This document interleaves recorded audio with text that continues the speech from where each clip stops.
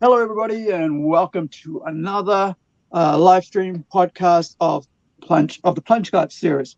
Here we basically talk about and talk to creatives of comic books and pop culture enthusiasts, collectors, gamers, people who are just very interested in the creative side of things, and especially to do with pop culture.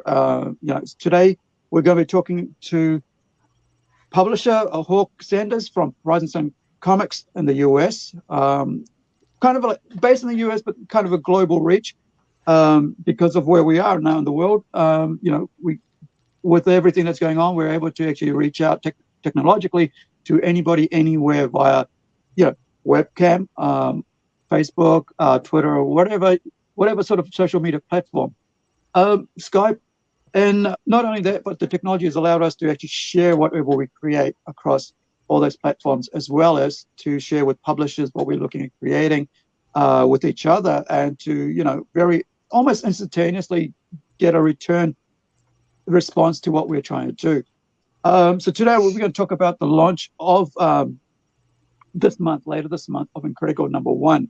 Now we're going to go do a launch a while back, I think it was in the middle or the start of COVID, when COVID kicked on. We were about to hit it, but then I sort of got a bunch published, and I wasn't happy with my own art style in it. And I thought, okay, the best thing to do is maybe step back and rethink this and find someone who's actually better at the artwork than I am, and have a look at those folks and see how that works out. So I reached out to Hawk and said, hey, can you please find me someone to actually work on this? Of course, we did do the web comic. You can actually go to plungecomics.com and read the first web comic series, which is like about 40 pages. I think we've got out issue 1 and issue 2 of the web series on plungecomics.com under the free comics banner, or it's under the pages, drop down menus that are on that website. Also today I have James D. Hill. He's amazing comic artist out of the US. He's been working on a couple of covers for us on this book, but he's also been working on another book for us called Templeton, The Rise and Fall. If you go on to Plunge Studios NZ on Facebook, you'll see some of the artwork there. It's amazing artwork.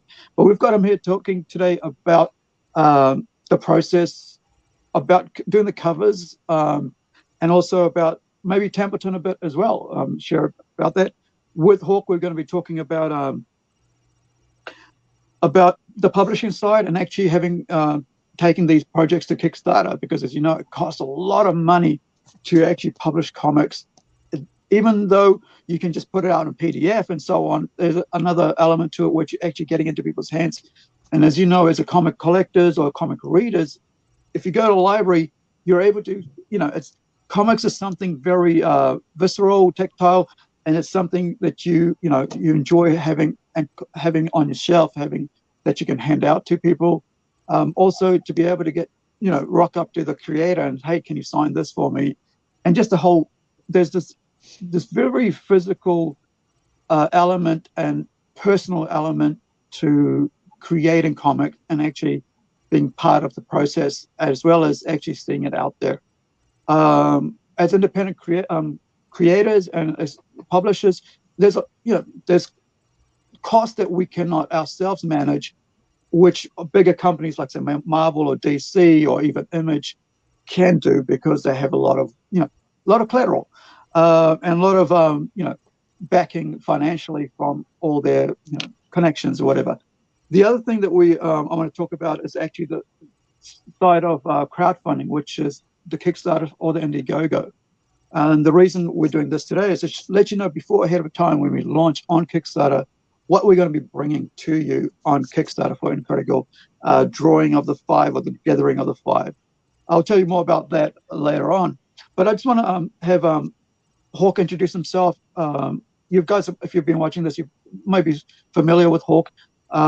We've had a few discussions with him about the actual independent side of things, but we're going to be talking more about the Kickstarter kind of side today. And also after that, I'll get James to talk about his bio and what he's been up to get to this stage in his life as a recognized person, as a creator, as an artist, and as a talent. And if you've been to the Plunge Studios page, and if you've seen the Plunge, if you've seen the Plunge from Array convention this year, his artwork was actually on the posters and on the flyers that we shared and that we printed out to show, because we wanted to show his artwork because it's such a great artwork, as a way to just let you get used to the new look of Incredi-Girl compared to the classic look that we had in the last few years. So, Hawk, take it away. Oh, sorry about that, guys. Hold on.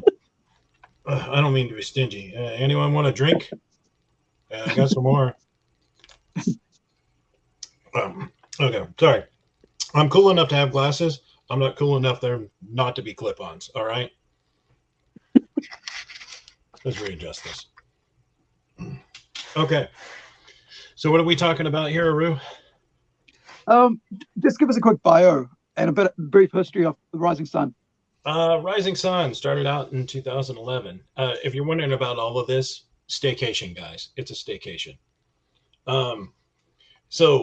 Rising Sun started out like almost at the beginning of the internet. It was really, really far back there. Rising Sun started out as like we were doing a lot of fan-created content. I think many people have heard me talk about this.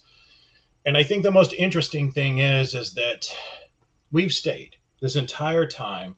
We've been able to stay in the business and continue to create books and continue to stay alive, while many, many other companies have faded away or faded into existence. So clearly we have a method for things that work, or else we probably wouldn't be around this long.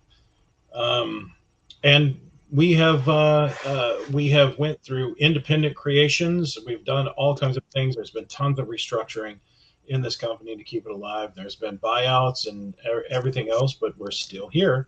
Here we are in 2023, and I think our first book we put out probably in 99, maybe even 96. So it's pretty far back there. It was I think it was 99. I think 99 was the first time we printed anything. I think we were releasing stuff online prior to that, so it might have been 98. But regardless, that is 24 years now that we've been in the industry. So that's an achievement for us. Go Rising Sun! All right. Here, that's a little bit about Rising Sun. About myself, I was a toy designer for years. I worked with several big name companies. If you have hate for those companies, do not send me mail. I'm not interested. You can send it to them. If you love them, I'm more than willing to get all the mail you have for them. Okay, I only want praise. I worked for them, and then I had always kind of worked on my worked with Rising Sun off the offbeat, and then whenever we started to create our own works, we kind of all got involved. And there was 4 of us originally, the start of the group, and I believe that there are still 3 or 4 of us around. So we've all been able to stick it out. So that's a little bit about me and a little bit about myself. Does that kind of sum it up pretty decent, Aru, or do you need it? You're also an artist yourself, right? So, yeah. I mean, yeah. You've been working on comic books as well in that time as an artist? Yes, and toy designs. I was a toy designer for years on end. I really enjoy both medias, and I've created a lot of things that people may know along the way. So, right. So, with this, we'll hold it there for you, and then we'll go to James quickly, and we'll give us James, if you can, a bit about yourself. Yeah. Well, I don't know really what to say. That's why you needed to talk about myself a whole lot. That's why you needed a drink, James. Get me loosened up. Mm-hmm. Yeah. What's that? Go ahead. Just a bit of a background and how long you've been an artist, and so on. Well, I've been drawing all my life. That's just all I've ever wanted to do is draw. I've been working in the industry off and on over the years, probably for the last 20 some odd years or so. I did West comic book for Tidal Wave Comics a few years ago. The first thing I actually had published, though, I actually did the graphic novel adaptation for the movie Yesterday Was a Lie. That was the first thing that I had published, and then after that, that's when I did the Misadventures of Adam West for Tidal Wave Comics, and then I've done a few other books for a couple other different companies here and there. And now I'm here with Rising Sun and Plunge. Well, man, one thing I love about working with you is that you're so easy to work with, and which is why you get so many like little projects for me to go, hey, can you do this? Can you do that? Can you do that? Because I've realized that not only are you talented, but you're very cool to work with. A similar in vein with a couple others that we have, and it's like it's not an issue of it's too much work, or it's not. It's like how to manage that, and I think that for someone with my the way I work, because I'm very eclectic, and I've been told off quite a few times about it because I jump around a lot trying to get things done, and so I try to manage it. Yeah, I try to manage it as best as I can, but it's kind of it can be a hindrance as well as can be a blessing to have that sort of mindset, because you're always on the go, but you also you can also see what somebody can bring to the table if you give them something to do. And I think it's been great working with you on this, because you've been at the moment you're working on Templeton as your own solo book, and then also you've been working on the Tortoise, which is a mature book. The Templeton is a mature book as well, but also you got the Tortoise, you're doing covers for that, as well as doing covers for Incredi-Girl. So I mean, it's all these years of like your skills have just been I've just noticed it's the last couple of years we've been working together.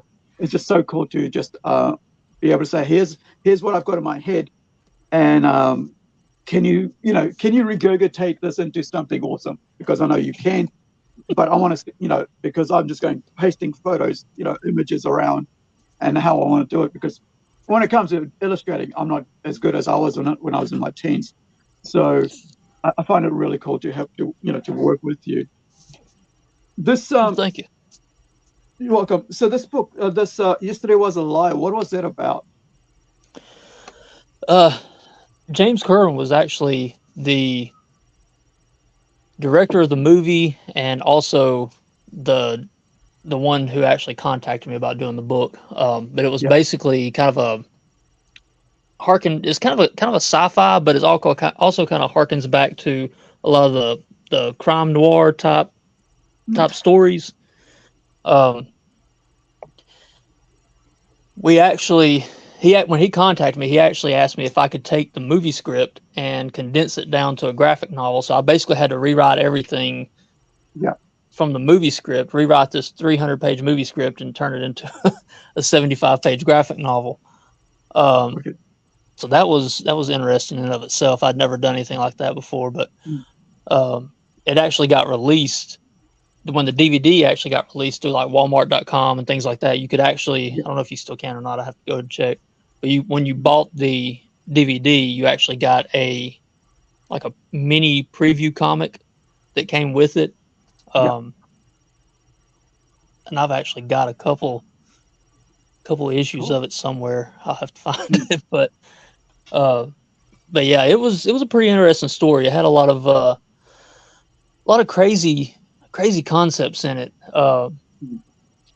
At first, when I was first working on it, it was very hard to kind of keep track of what I was doing, because there's some things in there that if you're not paying attention, you'll miss them. You kind of wonder, because I love sci-fi. It's like sometimes trying to what you can show or tell in a film is quite different to what you can tell in a 2D format, especially in comic books, because there's so many nuances, like behind the scenes moving images that are working constantly. Whereas with the staticness of comic books, it doesn't allow you to have things happen in the back. And I think the two mediums, they work quite hand in hand, but sometimes how was it like, kind of like trying to adapt something that was a bit more technical to, you know, to a comic form? It was difficult. There was a lot of learning on it, just because of the fact that he had never worked on a comic book before. There were Right. things that he was trying to have happen in the comic that happened in the movie that wouldn't necessarily work for a comic, and vice versa. And we had to kind of go back and forth and hash a lot of that stuff out and figure out, okay, well, how can we get this concept across without losing the feel from the movie, but at the same time make it work for a comic. So that was a little difficult, but I think the final product ended up working out really nicely. I'd love to see it sometime. I'll have a look around for it. And do you still have some of the original artwork and stuff like that? Oh yeah. I've still got some of the pages. I think I've still got the cover somewhere. Cool. Let's see. All right. So I want to talk a bit about Incredi-Girl before we, jump on to talking about Kickstarter itself. I was waiting for our friend Kevin Zimmerman, who's actually the actual illustrator on the Incredi-Girl gathering or drawing of the 5. The reason I'm humming and hawing about the drawing of the gathering is because I'm a huge Babylon 5 fan, like seriously huge Babylon 5 fan, and because the gathering is basically the first film that came out from J. Michael Straczynski's series, which sets up the pilot to the entire 5-year run, plus all the other offsets. I kind of wanted to say, hey, look, it'd be cool if you just kind of hark back to that and say, Gathering of the 5. But so this book is it's kind of like a mashup of the story of the webcomic, but at a faster pace. Whereas the webcomic allowed us to, look at a lot of background stuff and a lot of build up things that happened in Incredi-Girl's past. L.J. Johnson, I think it is, her past.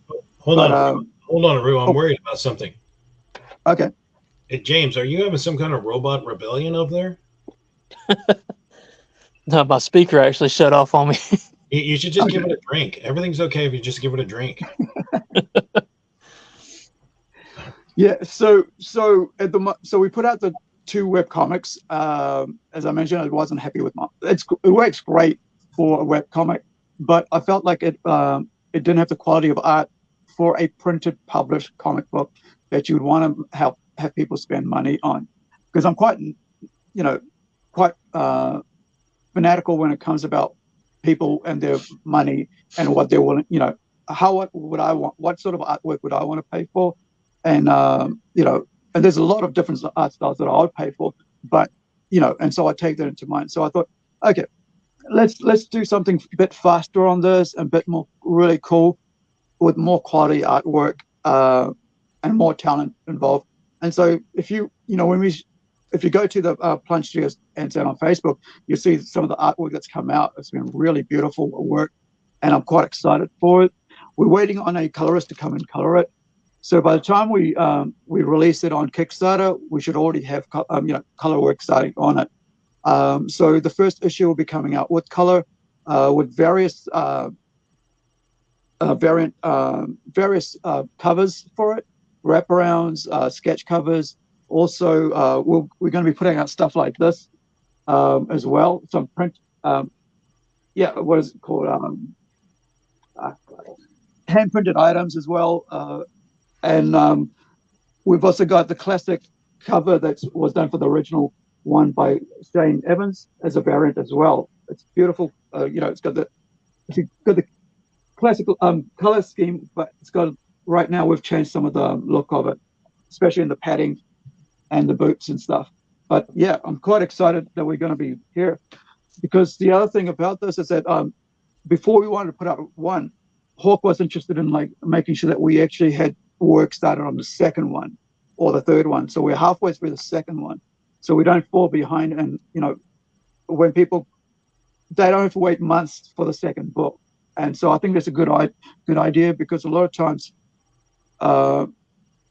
if you get a book and then you have to wait months, you kind of don't actually think about going back to it, because you're like, oh, it's been waiting so long. But if we have something that's coming out like in a similar timely fashion, we'll be able to get people more involved with it. So I'm quite excited about having Kevin work already halfway through the second one. There's a lot more creativity in this book. There's a lot more dual pages, 2-page stretch outs. Sorry, 2-page. What is that called? A stretch. A double page spread. Spread. That's the word. I couldn't find the word spread. So yeah, sometimes like even those spreads can be turned into a poster. So we're quite excited about that as well. So, with that in mind, the story is basically about, we basically jump straight into her being a superhero, or coming, just everything's known about her by everybody else, but here the world gets to know her. The private sector knows about her, but not the world. So now we introduce her to the world. Big action scenes right away. Whereas if you wanted to find out more about her, you can still read the webcomics for free just to get that in. But we're going to be clear, over the next 4 to 6 issues, we're going to be spreading out a really cool adventure story about her, about everybody that's involved with her. It's a drawing of the 5, so it's a bit of a team book. We introduce all the different characters that are part of this universe. One of the really cool things about building this thing is that I've been able to introduce a religion into this, and that religion basically has allowed us to bring every in a different way, introduce all the other worlds, other titles that we have created, like mature titles, all ages, all that, because that way that older people can, 15 and over can read the mature books and still know it's part of the Plunge universe. And that, and then also you can have a horror book, same story, or you can have a sci-fi book that still has a universe. So it's quite a huge universe. And part of why having all these different things involved is creators involved is it allows me to actually say, hey, look, can you introduce this into this book, because it's all tied to this one this way. It doesn't mean that the characters will all show up in those books, but it just means that there's this religion that allows things, that's here in the future, a century away, it's in the past, and so on. But it kind of brings this unity of this universe together. So I want to talk about the Kickstarter side of things. Because you've been working on the Kickstarter side, can you tell us a bit more about that? Well, I want to go back just a minute, Arun. I want to talk about some of the things you brought up. Is that okay? Sure. Okay, so first off, I want to let those viewers know that the Incredi-Girl, The Life and Times of Ella Joy Johnson, is a different book than the one that's coming out, which is The Dawning of the Five. Incredi-Girl, The Dawning of the Five is a completely different book. They're two separate books. Yeah. And we do plan on releasing digital versions of the rest of the other 4 books. I believe it's 4 more books coming out of Life and Times of Ella Joy Johnson. So we do plan on releasing those. They're pretty much done, I think, for the most part. I think there's some lettering things that we got to work out, but yeah, these are two different books, same continuity, just 2 different books. So this book that we're putting out now it's definitely grown from the Life and Times of Ella Joy Johnson. And that I think is relevant, because it's almost they look completely different, and the books are completely different from what I've seen so far. The Dawning of the Five is more action paced. It gets to things quicker. It moves faster. Where Ella Joy Johnson is a little more like the Life and Times of Ella Joy Johnson is a little more like I want to say anime book, or what am I thinking of? The manga? Yeah, it's like a cartoon manga style. It's more it's kind of a more manga style artwork. So it's not like, there is a difference between the art style, because with the drawing of the 5, it's the artwork in there is very Western art style. So you can pick up, you can probably pick up something like this, and it'll be art style like this compared to manga, where it's a bit more cartoony style of it, and that's because of the artist I worked with at the time, and so that's the difference between that. Show them the interior of the one that we printed back. Oh, right. So this is the difference in the art style there. As you can see, it's a bit more cartoony, and it's kind of like I had Shane do a bit more of the artwork just to give me Shane's the cover artist, the variant cover artist on these, and especially those artists on the cover of the webcomic. I still have a few of these available, but I've just held off selling them because I wanted to bring this one out. So as you can see there, it's not the same, art style as such, and so that you'd expect from a Western style artwork. But as a manga or as a bit more younger reader, relaxed line work, whatever, it's not as it does what it's supposed to do as a comic book. It's more drawn out. It talks more about her family, and like Hawk said, it's two different stories, so you can actually read both of them and still get something out of it because they are two different stories. One talks about like Life and Times, just talks about her actually upbringing, how she actually came into being with her parents. The actual idea is that the thing is that she's actually, her origin is basically she's adopted, and there's a huge reason why that was part of that. And she's a Romanian political prisoner sort of thing. It's kind of, there's a lot more to it, which is explained in the webcomic compared to that as explained in the in the drawing of the 5, because it's like it moves faster. There's a bit more action packed. We're trying to get you involved really quick compared to a webcomic where you can get, you can come and read it at your own pace and so on. And there's a bit more background about Romania in it as well. And this was done consciously for you readers out there. We wanted you to be able to, we talked about it at length, and we really wanted you to be able to, we had several people that came on and read the books online, the manga that was online, the Life and Times of Ella Joy Johnson. So we know that was very popular for everyone wanting to read, and we saw the demographic of what it was, a little bit of a younger reader, and that we're super thrilled by that. We want younger readers. We want you to come read and enjoy. And so we are going to put out some more of those. So you can read this series and you can get on the new one. And the new one is more fast-paced. It's more Western art. It's going to be, the art quality is, I believe, kind of gone up a little bit in its development. And we've grown as creators and grown as artists. So this is a evolution of the Ella Joy Johnson tale. Yeah, so, I mean, it's a 10-year difference between them. From when I first started coming up with the concept and so on, from 2007 to now. There's actually more than that. It's probably about 12 years. But we've been working on this book for the last 2 years.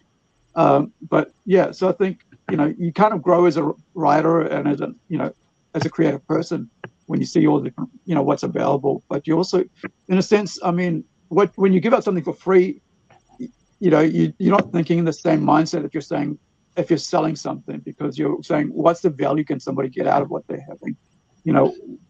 If I'm getting something for free, I treat it a different way than if I'm paying for something. And that's basically giving both things, having a webcomic for free as well as having a published work. And the posters that James has designed is amazing. I've been doing the flats for that, and then I hope once the colorist comes on, I'm probably going to look at getting the colorist to actually finish it up for me. And that's the cool thing about having other people involved in this, is because we've got Shane, we've got James, we've got Kevin doing covers for it, which means there's got 3 different artists doing covers for it. And it brings different look to the book. It offers a lot more through the Kickstarter that you wouldn't get if you're just reading a webcomic, because it's physical. It's in your hands. You get to have certain things that you wouldn't have if you're just reading on your mobile. So yeah, please check it out on the webcomic. I also want to talk about religion that we come up with. Now, we spent a lot of time on this religion. Mm. And I really feel like we need to discuss that a little bit, because as we got into it, we really looked at other religions, because you can't go into this religion without looking at others, and we wanted to make sure that it was really original as to how we were approaching it. And I think that we come up with something that was really good, that actually diverts from a lot of other things you might know, and that this religion is unique in its way. So we didn't go into this without a lot of design theory, a lot of talking about how we should approach it, and how it's going to resonate with other people. And so when we talk about this being a centerpiece that actually bridges a lot of the other stories together, and that, in the larger universe, it's a way to expand into other properties and other books and other things that build out the Plunge universe. And so I'm really quite proud of the religion where we ended up with it. I think it's really quite solid and unique in how it's approached. I mean, it came out of Templeton, so which is kind of because which is our central supernatural horror, demons, angels book. So Templeton, the soul hunter, a soul collector. So that's the book that James is working on right now. He's working on 6 issues. I think it's a life and death. No, I can't remember the subtitle today. But we've also got a webcomic for that coming out soon as well. So once issue 1 of this gets released, Templeton gets released, we'll be looking at doing the which Constantinos has worked on. Which with the digital webcomic that'll be coming out with that as well, which is a 2-issue. I think it's a 35-page each, which will be coming out soon, probably about mid next year once we get this one kickstarted as well. But the cool thing is having a religion is interesting because like you said, it's it ties in a lot of things, and we've discussed at length about not having anything in our real world ain't part of it, but also allowing it to grow in its own way. I mean, I've been looking at it I've been writing a sci-fi story at the moment that we're looking at Francisco Conti, who's going to be working on that, and he's working on the Robot Nation series, and I've actually included the religion in that as well. It's it delves more into it because now you have a medical wing of that religion being involved in this storyline, the background to the storyline in this book. I think it's called oh gosh, too many stories, but and so it's it sort of allows us to say, okay, this is the medical side of that religion. If you look at any kind of religion in our world, they do different things, right? Those that work with the poor, those that work with science, those that work with building homes. And that's one of the things in the Tortoise, which is a 3-issue, 90-page comic book miniseries, which we'll be releasing probably next month or the month after on Kickstarter as number 1, is, it's about kind of they do something like Habitat of Humanity. They actually build homes for the poor, and communities like that. So this religion isn't like a singular, religious entity. It works in different elements of society, medical, science, like I said, building homes, caring about society. Of course, as we know about all religions, there's elements that are people that just seek for themselves what they can get out of it, and they can be bad people or good people in those things, and not a majority of them, but very minor numbers of them can be, bad people, evil people, right? And so that kind of works into another storyline that we're working on. And so that stays with that book. So you kind of enjoy these little things that are happening in these little books, and knowing that you get to see this world be expanded. So later on, if we decide to have other artists decide to come on and, write us say, hey, we would like to take this forward, there's elements that has been bridged, that have been grown out of all these different areas. And seeing that happen, because I know as part of Templeton, with James, he's got a lot more I think, a lot more to do with the religion than some of the other people have to do with it when the creating of it. Well, and what I think is really brilliant about this is it brings, in a lot of comic books, you have black and everything's black and white. Here's your good guy, here's your bad guy, here's very cut. This brings nuance to some stories, and the same group brings extreme, extreme on one side or the other. So there's this middle ground that it fills in and makes the stories more complex. So even an older reader can pick up one of these books and read, wait a second, is this the same group that did that? Is this the same group in Templeton that's doing this here? And it starts to kind of add a very a nice flavor. It's the condiments in between the sandwich. You know what I mean? That kind of makes it pop, and all the flavors are good together. And that's what I think that this religion really brings to the Plunge universe. I think it makes that really nice middle ground, and sometimes it can be more black, sometimes it can be more white, and and those, it's got a nice middle heartbeat. Yeah, but it's a gray here and there, because I mean, with any group or company or anything, you're going to have some sort of elements that don't actually work, and that or you're going to have people that don't have it, don't sort of like have the same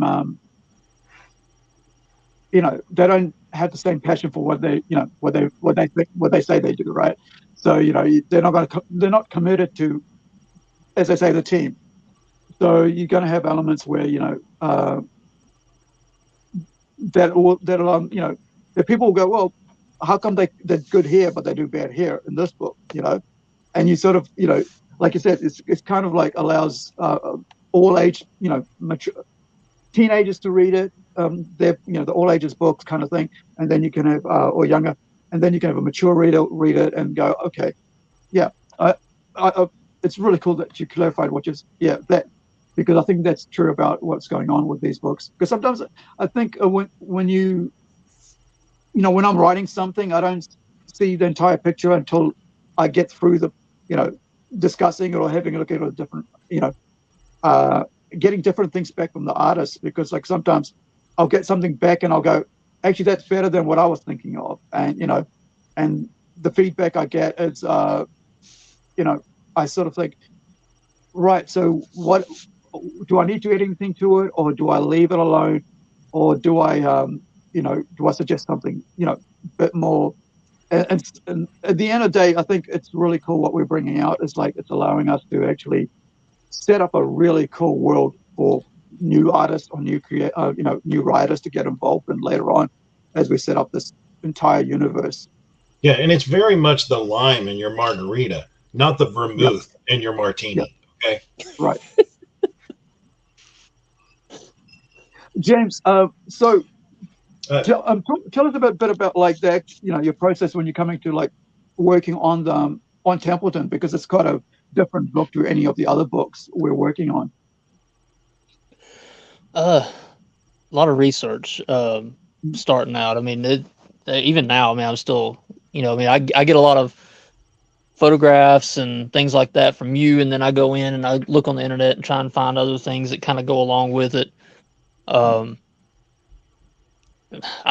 think I read the scripts multiple times as I'm working through it, just trying to make sure that if something appears in one scene later in the book, I try to kind of show it at the beginning, kind of almost like a foreshadowing somehow. Cool. I try to take a lot of notes as I'm working.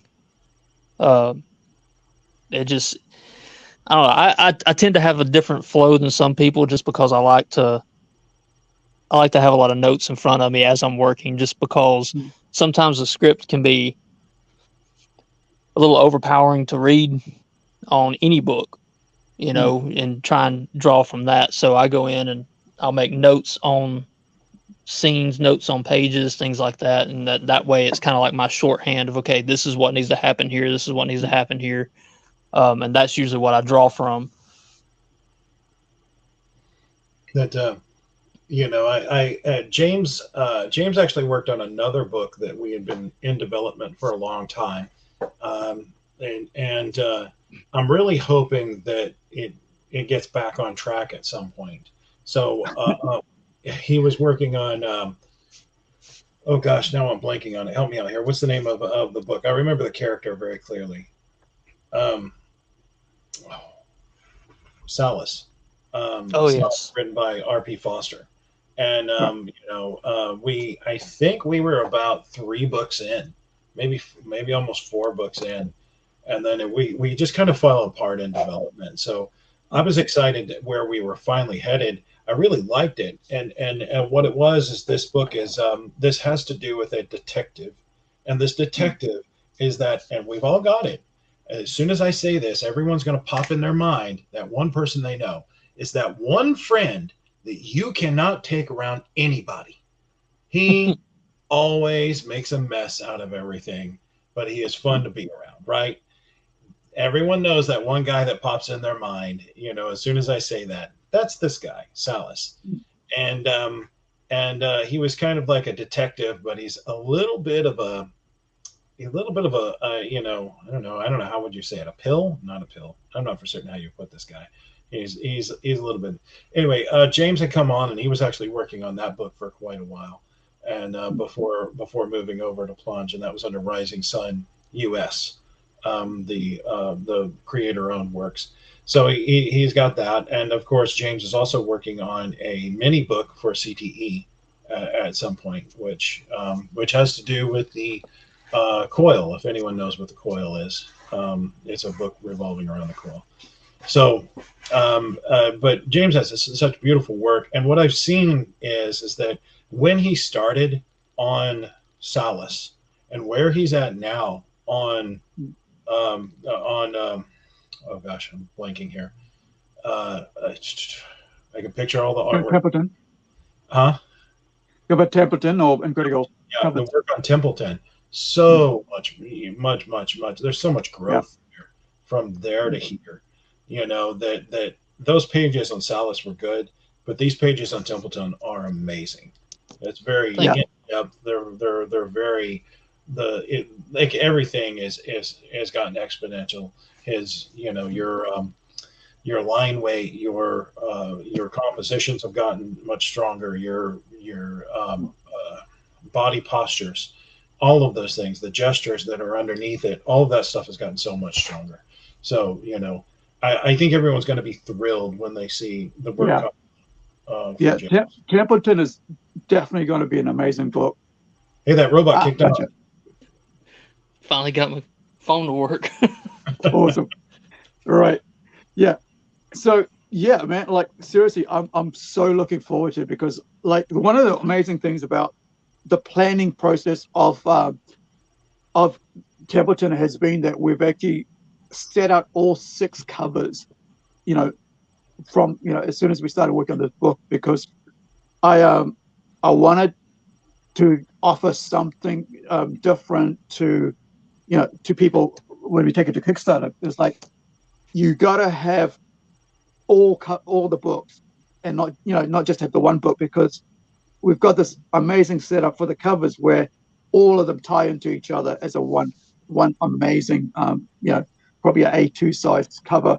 So you got 3 up, 3 down, and they all work towards each other, and they all tell us sort of a different cover story to what goes on inside. And seriously, I hated like having him work on other, drawing him away to work on the covers on the other stuff, because it meant that I couldn't, I couldn't. Artwork. Yeah, I'll put that on solo so we can see that more. Pretty's on the screen. Yeah, so we can, you can see the amazing artwork. It's just, this is the cover to number 1, right? Yeah, this is. Yeah. It's just, so there's about 6 covers that you can look at planning out. It's just, I can't wait for this to, take form. And I'm just going to, it'll be awesome to just have this all come through. Wow. It's one of the things I love about this book is just the artwork is just, is amazing on it. And it's like such a, the story is actually about these two kids here. They're the central, kind of like the, kind of minor characters, but the actual story is about 2 human beings. And their love story, basically, kind of. but in a very mature way. And I think I wrote, I think I wrote Templeton probably about 2010, maybe 2012. It's it's kind of cool. Hey, have you got any other interior art we can show? So For James, the Templeton. while you're there at your table, I know you're going to show some interior art, but why don't you tell people about your process? That would be really cool to see your process, because I see some blue pencil there, and I also see some of that face work that we worked on when we were on Salus. I noticed some of the face mapping that you were doing. Let me see if I've got any of the Templeton artwork down here. So back to story behind Templeton is a person gets killed, right? Gets murdered, and ends up in hell, and so becomes a soul collector, and we want to find out why is a human being able given this job, and so it spreads out about that. But the other side story to that is where the religion comes in, and which is what started the religion off in this area. Was that? Oh, sorry. Can you go back to that? Yeah, let me get up here where I got a little bit of light. Yeah. Kind of figure out a way to switch my camera around.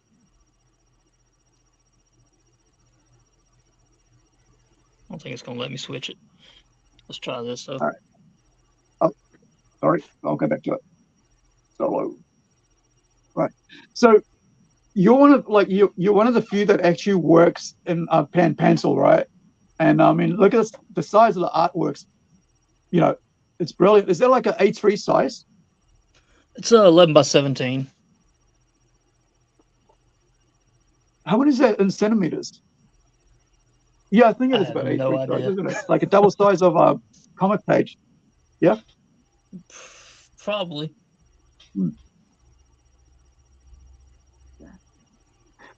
I mean, this guy here, like the bald-headed guy there, I mean, short hair, that's Matthew. And Matthew is actually, talking about tying stories in, Matthew's actually from another story that we've got going on, which is a drama thriller called Dirt, which is based in Fiji. And so Matthew's a Kiwi, New Zealander. He's kind of like an assassin.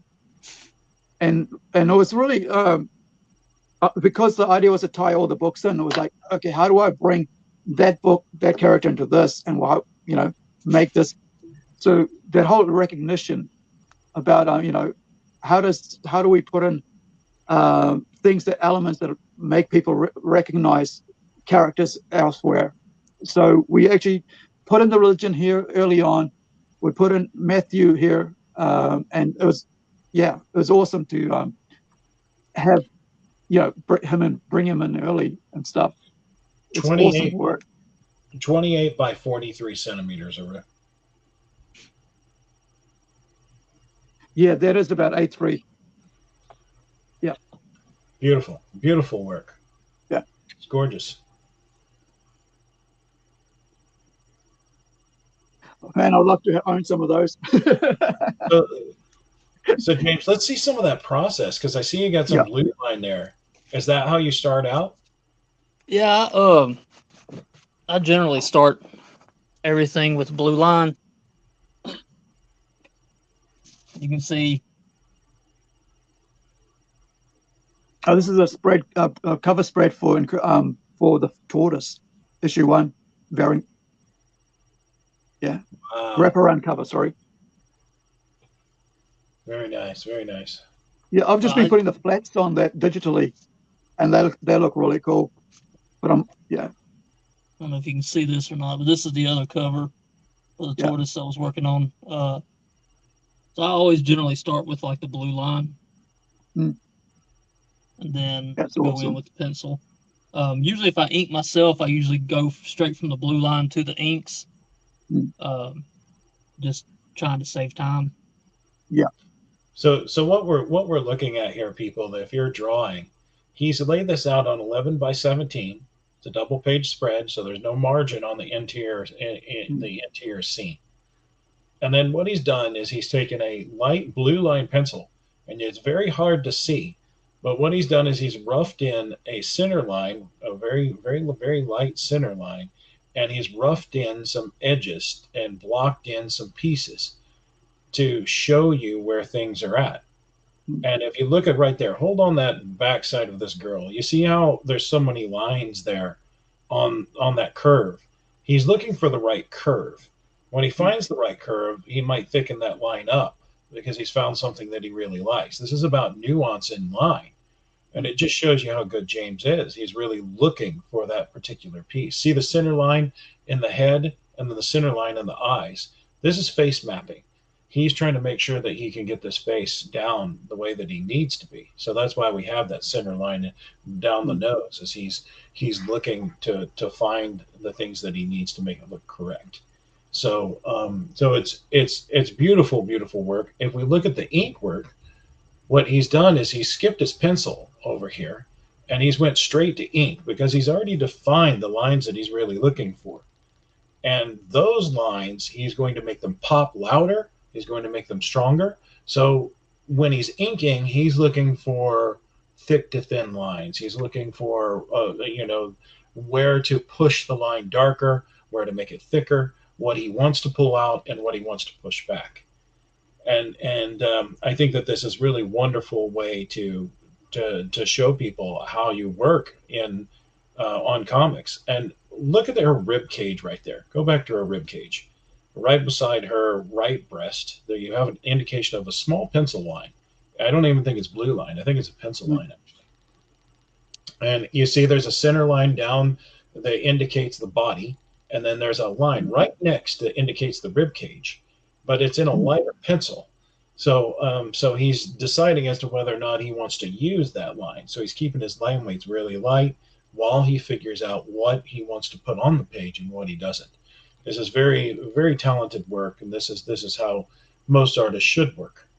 So hopefully that helps explain some.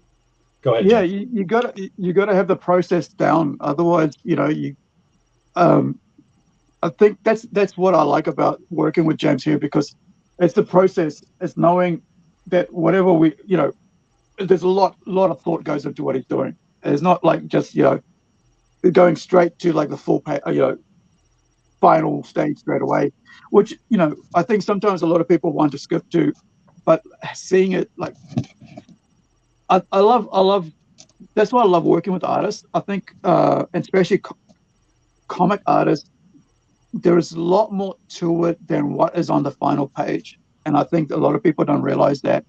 And I think this is the cover to Incredi-Girl, and it's going to be a poster. Actually, this is the poster to Incredi-Girl. I've been trying to get the flats down on this, but I'm not skilled enough to actually. I don't think I'm skilled enough to actually color this. So I want to get someone who actually is a colorist to color it, but I'll do the flats for it. I've done the flats, but it's such a cool thing. I mean, there was like for that one, we used just so many different processes to like photos, background images and to try to get it together. Like this one here, like if you hold it to the demon at the bottom there, James. So this idea here, we actually I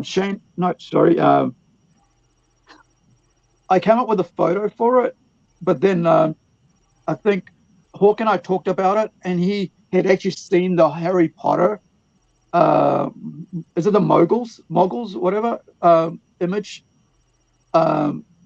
There's a statue, I think, in Universal or whatever, or Warner's, that has one of them actually over people like that. And so it's, if you look at the amazing detail, I think I actually got to color this myself. Yeah, I did actually. This is one that I've colored myself, and I thought it was. I hope I did well, but I mean, this is such a cool character. So you've got Templeton here with the long hair. You've got Sangam at the back, the demon interest, and then you've also got at the bottom is like Pacenta, who is his partner, demon partner, and then you've got all these various people. This is a really cool, impactful cover art.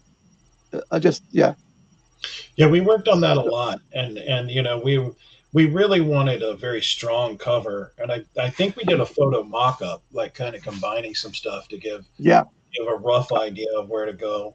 And I think that James just knocked it out of the park. You know, Yeah.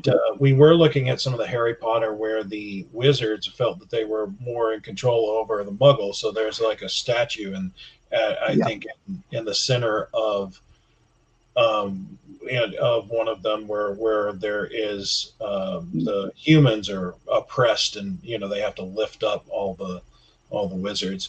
So we were kind of thinking of those frame of how do we make this cover more impactful. So what we have is we have Satan, and then we have the souls of the damned in which he's trapped, and then rising above that is Templeton, and over the shoulder is a potential threat or love interest you don't or some great sin that's weighing over the whole thing. So it has a lot of impactful meaning as we work through it as to what we really wanted to put on the page, and how it came together.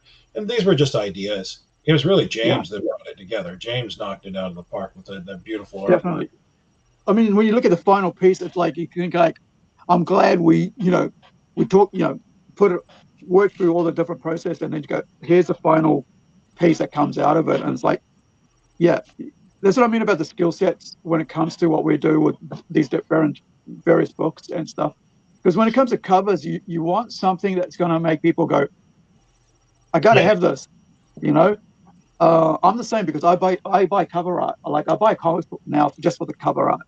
And so I just, to have that, have this in your collection, you gotta want to have this. And so this artwork is so cool. And this one's, I think this is just if I remember right, this is just a regular one for it. But then we've got the 6th issue, because we're not going to put up too many covers on this, because I like the fact that we have a 6, that, as you saw earlier, 6 variant covers that actually tie into one piece. I'm so excited about that one, because as you can see, he was working on that already there.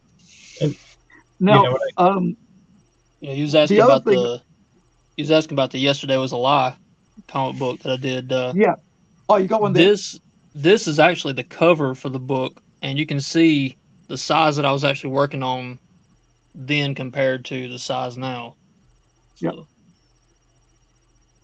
Oh wow. Yeah, that's a much smaller, right? Yeah. Yeah. Yeah, that's a lot smaller. Wow. It's almost almost 3 times the size you're working on now. Yeah. So yeah, it was details, man. It was a little different. That as we're talking about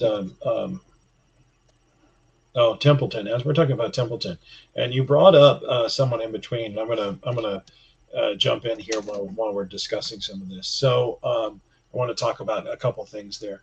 One of the artists that's doing the online series that we're putting out, which we're doing kind of the same thing that's going on with Ella Joy Johnson, Incredi-Girl. We're going to have some online books. That artist is Konstantinos Petrosis. Konstantinos Petrosis has worked with Rising Sun a couple of times. He actually has his own book called Stilk and Metal Tim. There's 4 books out. He's doing 4 more right now. I'm not certain when they're coming along, but he's grown tremendously as an artist himself. He's gotten better and better as we've moved through. That's a 2-issue miniseries. It's called Templeton Torn, and that's about a New Zealand rock, progressive rock 3-piece band. And so like this, the story is about that the rock star and what happens with him, and it's kind of like a side story to this, but it's just like Incredi-Girl, it tells you a lot more about the characters that you can actually read alongside or together or whatever. But so that's coming up soon as well, so you get to enjoy another story for free as we take the Templeton to I think Life and Death of Christopher. I think his name is Christopher Templeton. And good. Yeah, thanks for reminding me of that. That I want to let the fans know that if they like these characters, there's other media to consume it in. It's not just a single book. We actually have several things planned for all of these different IP. That there's different ways that you can actually get in and enjoy it by different artists and things like that. And we see James here as drawing away. He's actually working as we're talking. So you see him getting with it. James, hey, if I've gotten anything wrong, you feel free to tell me. Hey, put down the liquor. You're getting drunk. You're wrong. Um, but I also wanted to talk about. You talked about Francisco Conte. Francisco Conte actually worked with Rising Sun previous as well. He worked on CTE book, I believe, once before. He's an Italian artist. He's wonderful. I believe he's from Italy, isn't he? Francisco's from Italy. Yeah, I think so. I thought he was Spanish, but yeah, Conte. Yeah. I'm not. I'm not for certain if he's. I know he's from Europe, and he's got some super beautiful books too. It's two different styles. Francisco approaches it a little bit differently. He approaches it like it's a bit of kind of like gouache. I don't know if anyone's ever used gouache before, but it's almost a painting media. He's got yeah. So like when you look at the different styles, there's American standard style of comic art. Yeah. There is a European style of comic art. There's a British style of comic art, and then you've got manga and manhwa, and manhua from Asia, right? So manga from Japan, manhwa from Korea, and manhua from China. So right. all the beauty thing is like all these different cultures have their own art styles that they've learned and being schooled in, and that's a great thing about actually having so many different artists from all over the place work on different books. And I think if you look, so I mean we've got Francisco working on a robot sci-fi anthology called Robot Nations, and I think he's almost finished the first short story, because they're all short stories at the moment. They're about 12 to 15 pages short stories that are going to be put out as a single anthology. And it's like, and we've had this idea for years, and then suddenly seeing the Love, Death and Robots from Netflix come out kind of gave me sort of like, hey, maybe you better start working on this. And now we've got a cool artist like Francisco bringing his European art style to it, and the style of his just really worked with the horror elements of the books that we do, because there's a lot of blood and gore, and there's a lot of violence in those books. It's for mature readers in a sense because of that. So I'm sure everybody's going to love that when we bring that out. So, hopefully we'll finish it by the end of the year. Probably maybe about 4 stories will go into it, or 3 stories. Hopefully we'll get get a lot of people involved from these Kickstarters to come back to all these other books that we've got. And we've talked about a lot of artists here, and we're going to talk about a lot more. And I kind of want to plug this for everyone out there in TV land. So if you're looking to work with Plunge or with Rising Sun, you can go to the website and send us a contact. There at the website, we have people that sort through things, and they're going to shift it around and get it where it needs to go. And they're going to send it to HR. We try and reply to everyone in HR.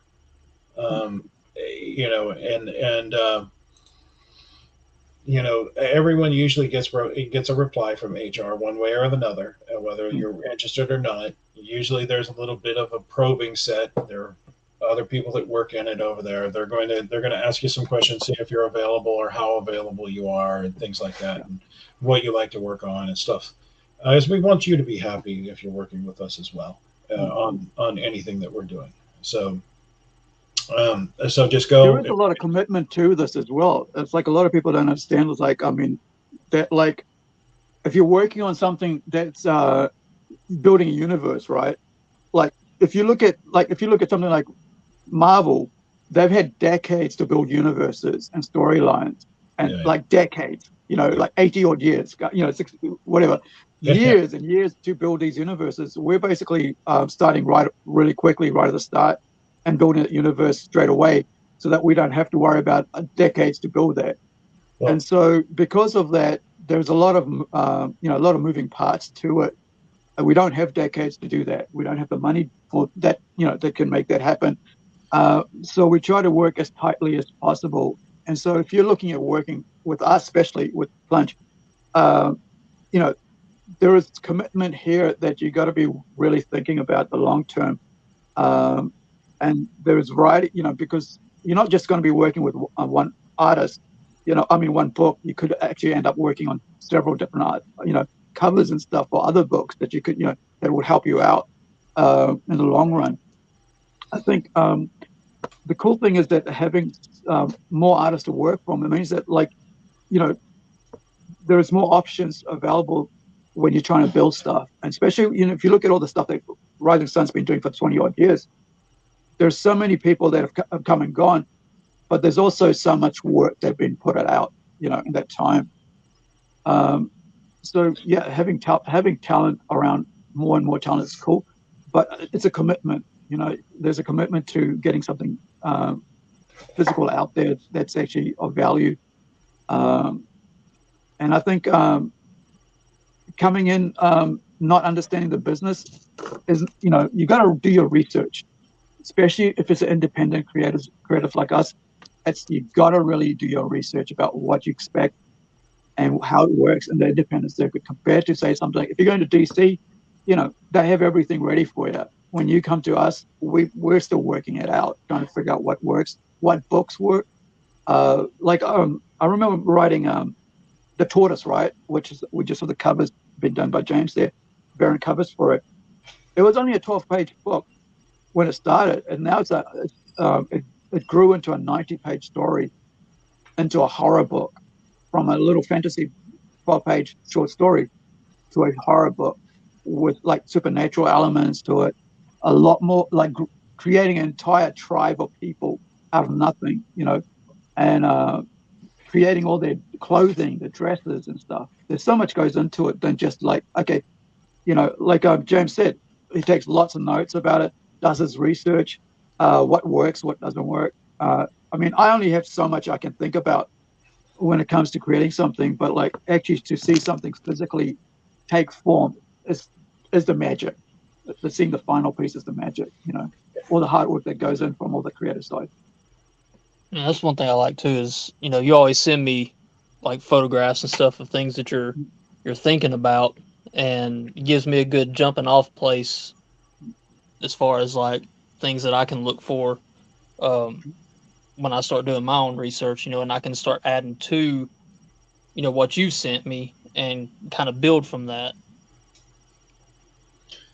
Yeah, I want to talk a little bit about a couple of things that you brought up, and something James has just said, and that is that Marvel nor DC, or none of the big ones actually built their own universe. Everyone has that wrong. Right. They bought their own universe. They merged companies together in order to make a larger company, so that they had all that stuff preordained, and they did that.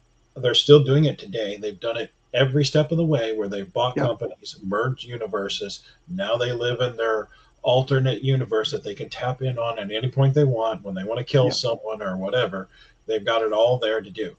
So there's a big difference, that, you don't need 200 characters. You don't need 200 characters.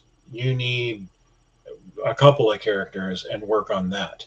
And then I think that there's a real misconception, even when it comes to publishing, that there needs to be a unity between independents, so that there is a bigger universe to play in. This has happened to Image. It's happened to everyone else. If Marvel can do it, why can't anyone else? So this isn't anything new. Now the problem becomes is whenever there's a kind of an odd idea of what to expect whenever you're going into this market. So what I mean by that is a lot of artists come in and they think, well, cha-ching, cha-ching, cha-ching, we're going to roll out and it's going to be great, great, great. But the truth is it takes time. These things are time. this is an art form. This is an art media, and it's beautiful when it's put together. And getting the right writer paired with the right artist, it's a marriage. And then that marriage has to continue on as they turn into a trouple when they bring in the inker. And then it turns into a quartet of serious comic book making, whenever they bring in the colorist. And then the letterist has to come along as well. And all of a sudden it's a free love situation, but it's all working together, good and smooth. All it takes is one person to mess that up. It just takes one person to be like, well, I'm not moving anymore. Or I'm not going to do this, or it's not working. And that's a lot. Sadly, there's a lot of people that really don't understand exactly what really goes into it. By the time you put a year into a book, and James knows this as well. I mean, we put about almost a year into Salus when it fell apart, right? Close to it, I think. Close to it, almost a year when it fell apart. And I think he was halfway through that book. Oh, we got a beer. Cheers. Oh, it's Pepsi, but it's got bourbon in it. Hold on. Oh, Rue's got some Irish, liquor in there. No, it's got a coffee espresso. I had a sake before, so yeah. Nice. So if you're watching and got any questions, throw them at me, and I'll read them out, and we'll get some answers for you, or any queries or comments. Now, as we move, next topic is Kickstarter. The process of Kickstarter. The Rising Sun has had some successes of late. We've done quite a few over the several years since Kickstarter started or crowdfunding started. As mentioned, there was 2 books. Actually, there was a magazine that we're going to take to Kickstarter to introduce all these different elements of New Zealand people in the pop culture side, which is called Sunspot. Yeah, it was like a full color magazine. We're going to take to Kickstarter, and then that's when COVID hit. I think it was 2020, 21, and we couldn't take that. But we had the PDFs all done. So if you want to read it, it's on Amazon. You can on Kindle. I think it is Sunspot magazine, pop culture magazine. It's only a couple bucks. If you want to read it, it's there. Interviews with local creatives. Champion cosplayer. Also, you've got translator from 40K. 40K is a huge thing right now because, of course, Henry Cavill is going to be doing the whole TV series of 40K Warhammer, and so we've got an interview with a German translator of the actual English books. Right, so we've got that there in there. Also, we've got full comic book stories, many short stories in there. We got cartoons, like I said, reviews, artists talking about their process, writers. So yeah, check that out. That's in PDF, Kindle, on Amazon. So it's Sunspot. I think it's a comic book magazine or the pop culture magazine. So check that out. It's only about $3.99. It's about 60 odd pages. So it's proper magazine size. And of course, we try to take Incredi-Girl, but then, like I said early on, that I wasn't happy with my art style, interior art, and so we've got a new thing coming. So now heading off onto the Kickstarter, tell us about the process of that, and how what is expected from people who back Kickstarter for books like ours or any independent creator. Certainly. So with Kickstarter is a crowdfunding platform. So if you're wondering what Kickstarter is it is funded by you, the person interested in the book. You go directly to the source, and it's using a third-party program called Kickstarter. So, what is expected is we're looking to fund and print that book and get it out. We've had a lot of Kickstarters in the past. We've had a lot of successes in the last year and a half with working with a lot of different parties in Kickstarter, and now we're ready to get back in the game. We've learned some mistakes along the way, and some of those mistakes is don't over promise, so we've learned not to get items that are too big, you're not, so what you, the supporter, would do is you would go on Kickstarter, you would make a pledge. That pledge money is not taken directly out of your account. You're making a pledge through Kickstarter to support the book, and you're going to get an item in the mail. And whatever tier or reward that is what item you might get. So if you just want the book, you would check the book. If you want the book and you want the poster, then that's what you check. If you want the book, poster, and you want the 2 copies of Ella Joy Johnson, then you would check that tier. And then that money is not taken from you. It sits there. And after so much time, after our span of time for funding is done, we have a funding goal. We have to meet that goal. And then after that goal is met and the Kickstarter closes, which is a time frame. So it might be 30 days, it might be 60 days. Once that time frame is closed out, that is when they take your money. And that money goes through a process. Kickstarter holds on to it, and then eventually it gets to us. When it gets to us, then we actually get that book to the printer and we get everything printed up. There's of course going to be add-ons as well that you'll be able to add on to the Kickstarter in order to get you more items that you might want. So I know we're talking about offering some previous stuff that has come out of Plunge, where you can actually do add-ons and actually increase your Plunge books as to what you might want. We've discussed that at length, and there's going to be a lot of extras that'll go into the Kickstarter. Now, what happens is there's an X amount of time in which we'll set a delivery date. Then those will actually get printed, and then we have to package them and ship them out to you. And this entire time there'll be updates on the Kickstarter as to what's going on and where that's coming from. So there'll be emails going out, and of course there will be a crowdfunding campaign or a social media campaign in order to get the crowdfunding up high enough so that we hit our goal. And that goal could be anywhere. We've funded in the past. We funded up to $35,000. I don't think this one is going to be that big, but we have gotten that far with funding through Kickstarter. So we're hoping that what we're going to offer you today is going to be a little bit of a lower buy-in with Incredi-Girl, and this is going to be the first book that we hope of many for its funding. Go ahead, Aru. Yeah, I mean, so like you saw one of the posters that for this book that James was drawing on before, which is Incredi-Girl before the London Eye, is it the Ferris wheel? I think it's called the London Eye, or is it just a Ferris wheel? I can't remember. And that's going to be a poster. It's going to be on offer as part of the tier. We're looking at doing, I think, postcards and stuff like that, as well as variant covers. Like I said, we're going to offer this cover as a variant cover by Shane Evan.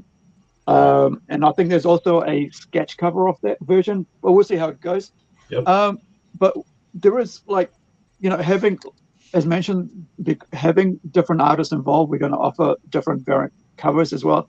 There is a long-term goal of offering actual merchandise as part of this. The whole idea is that the more we're able to raise, the more we can do.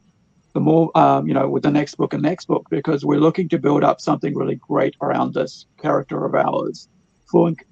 She's like the mascot, like you got Batman and Superman, kind of like the DC thing. This is our, or Spider-Man for our company, basically, because, you've got this amazing character developed almost over a decade, and it's finally come into her own, into her own final look. The other thing I want to mention, I forgot to mention early on, was that I actually redesigned the cover last year, her costume last year, with a cosplayer. And the two of us basically looked at it because I was thinking about how to change it around, because, we had a classic look, kind of like the 90s look of it. And then what do we do now? What will she look like now? And so we actually sat down with a friend of mine, Lynette Natras, and we had a coffee and we sat down and said, look, this is what I'm thinking about here. She goes, oh yeah, this will look good here. And she actually, we've actually had this character get cosplayed here in New Zealand at our convention with Plunge. We've had her on various posters. We've sold posters as well. And we're looking to do this with, because the whole idea is here, when you've got talent talent needs to be paid for what they, for the work they do.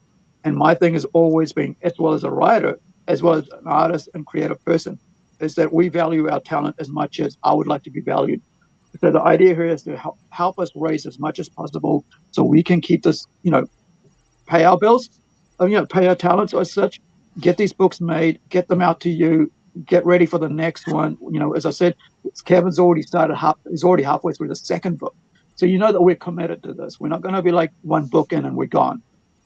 We're not a fly-by-night, studio. We're here for the long haul. We're creating a huge universe out of all this that works together. We've got so many amazing talents involved to make this work. So is there anything else, as part of this that you think would work for us when we go to Kickstarter? Yeah. So I do want to talk about that as well. I mean, we share our, as long as the printing cost is covered, then we pretty much share equally with our creators, as to what we make. As long as the printing cost is covered, then we share that equally. So if it, it's got to cover the minimum cost, and that's part of doing business. If it covers the net set, whatever's left over gets shared equally above all of our artists. So the more you pledge, the more we do. And we are looking at merchandise. And I would really love to have this one exclusive item. Can I talk about that, Aru? Yeah, we might as well, because we've been working on this for about 4 months, like almost all year. We've been working on this, working with different, suppliers and trying to get the right thing. So I think might as well go for it. All right. So yeah, let's do it. This is a big one for us. This is a big one because we've been trying to bridge this for years on end. So I'm super excited for it. If you can't tell, we're into my jam right now. Hold on, let me crank it up, because here comes my jam. What we're doing. Hold on, I need another drink before I do this. Hold on. So what we're doing is we're actually, it's going to be part of a stretch goal, so we have to hit so much. But we are actually going to do an Incredi-Girl doll. We're doing an Incredi-Girl doll, but that's not the only product that we've got. We've also got an Incredi-Girl chibi that we're working on as well. So the Incredi-Girl doll will probably be larger in the Kickstarter campaign. It's going to be pretty high up there because it's a lot to produce a doll. But this will be a doll, and it's coming with a pack-in insert. It's going to have a change of clothes. It's going to have a little bit of everything with it. Now, that item will ship probably later than the other item. I want to talk about that because it takes longer to produce a toy than it does a comic. If a comic takes a year or longer, it usually takes longer to produce a toy. There's more that goes into it. So this is an actual doll that you can dress with. I believe we're talking about it coming with a comb, and you can change its outfit from it can be Ella Joy, and then it can turn into Incredi-Girl because you're going to change the outfit and you'll be able to play with that. And then the other item that we've got is a chibi, and I believe that chibi is what size is that chibi, Aru? I think we're going for a 4-incher. So we're going to do a 4-inch chibi doll. That we can also think, and I think, Aru, you might have a prototype of that. Can you show that prototype? I think I've been moving things around a lot, so I think I've got a white one here. Yeah.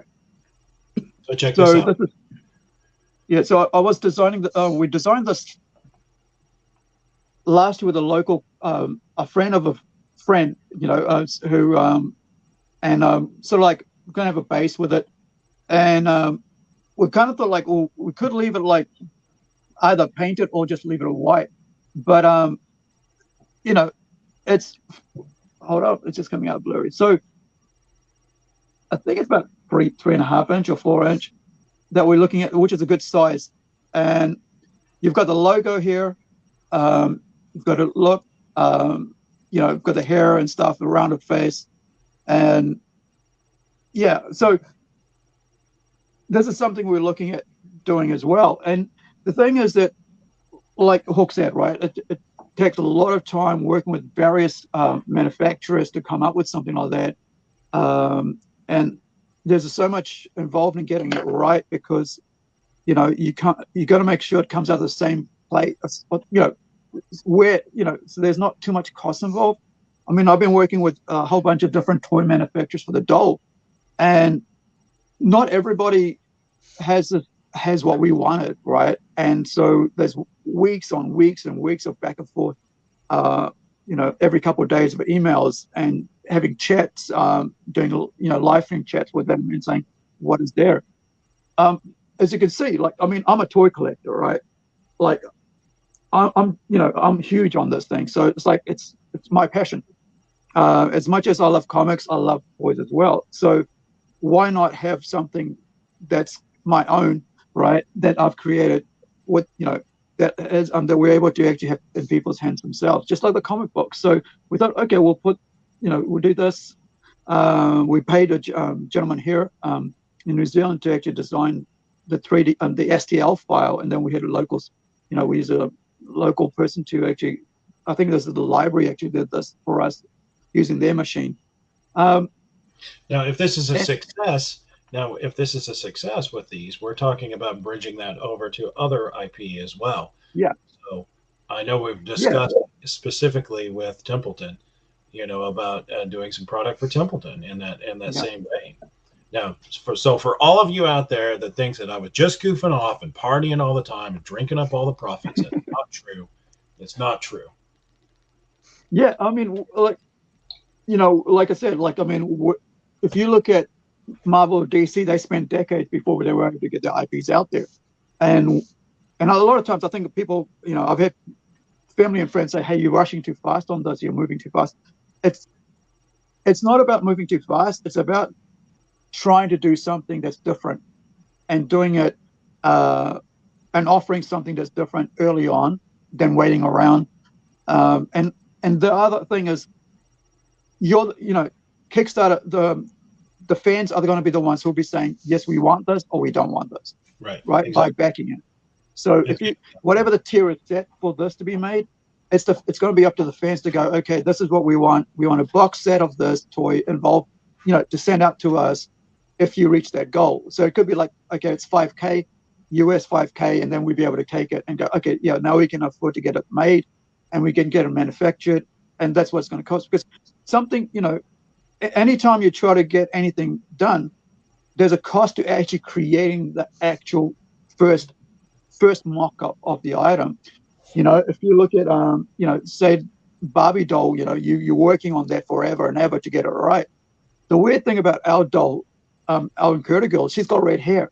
There aren't that many red-headed, dolls out there because it's such a limited number of people that actually have red hair. So a lot of times, red hair is the hardest wig to find for a doll with the right setup. So you got to go from one manufacturer to go, can we have the red wig that'll fit on this doll that looks like our doll, right? Our character. And then also now we got to design the actual costume out of fabric that'll fit a Barbie doll that that is our own character, not an actual Barbie doll. But just talking that like that's what a doll will look like. Our doll will look like similar to a Barbie doll. So you got, I think it's a 12-inch or whatever, and you can comb the hair, change the clothes for the girls, and even as a guy, 50-year-old dude, I collect female dolls as well as male dolls. So you could basically depending, and I mean by toys, right? So you could actually have a Harlequin doll, right? Or like I was talking about earlier about Babylon 5. The animated movie's coming out soon, which is why I'm quite excited.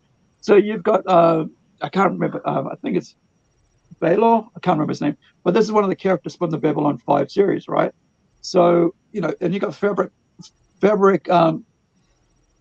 jacket, costume, you got fabric pants, and you got fabric jacket, you got boots, all these things that, and you got a hair design and everything and moves around and stuff, and you got to take all into consideration when you're actually designing this. How will the clothes fit? How will the mask fit? As you know, Incredi-Girl has a half mask, right? She's got the half mask. So, and the hair's got to show. So you got to have a mask that actually goes back at the back and clips onto the back, but still shows half her face, and the hair can pop out of the top.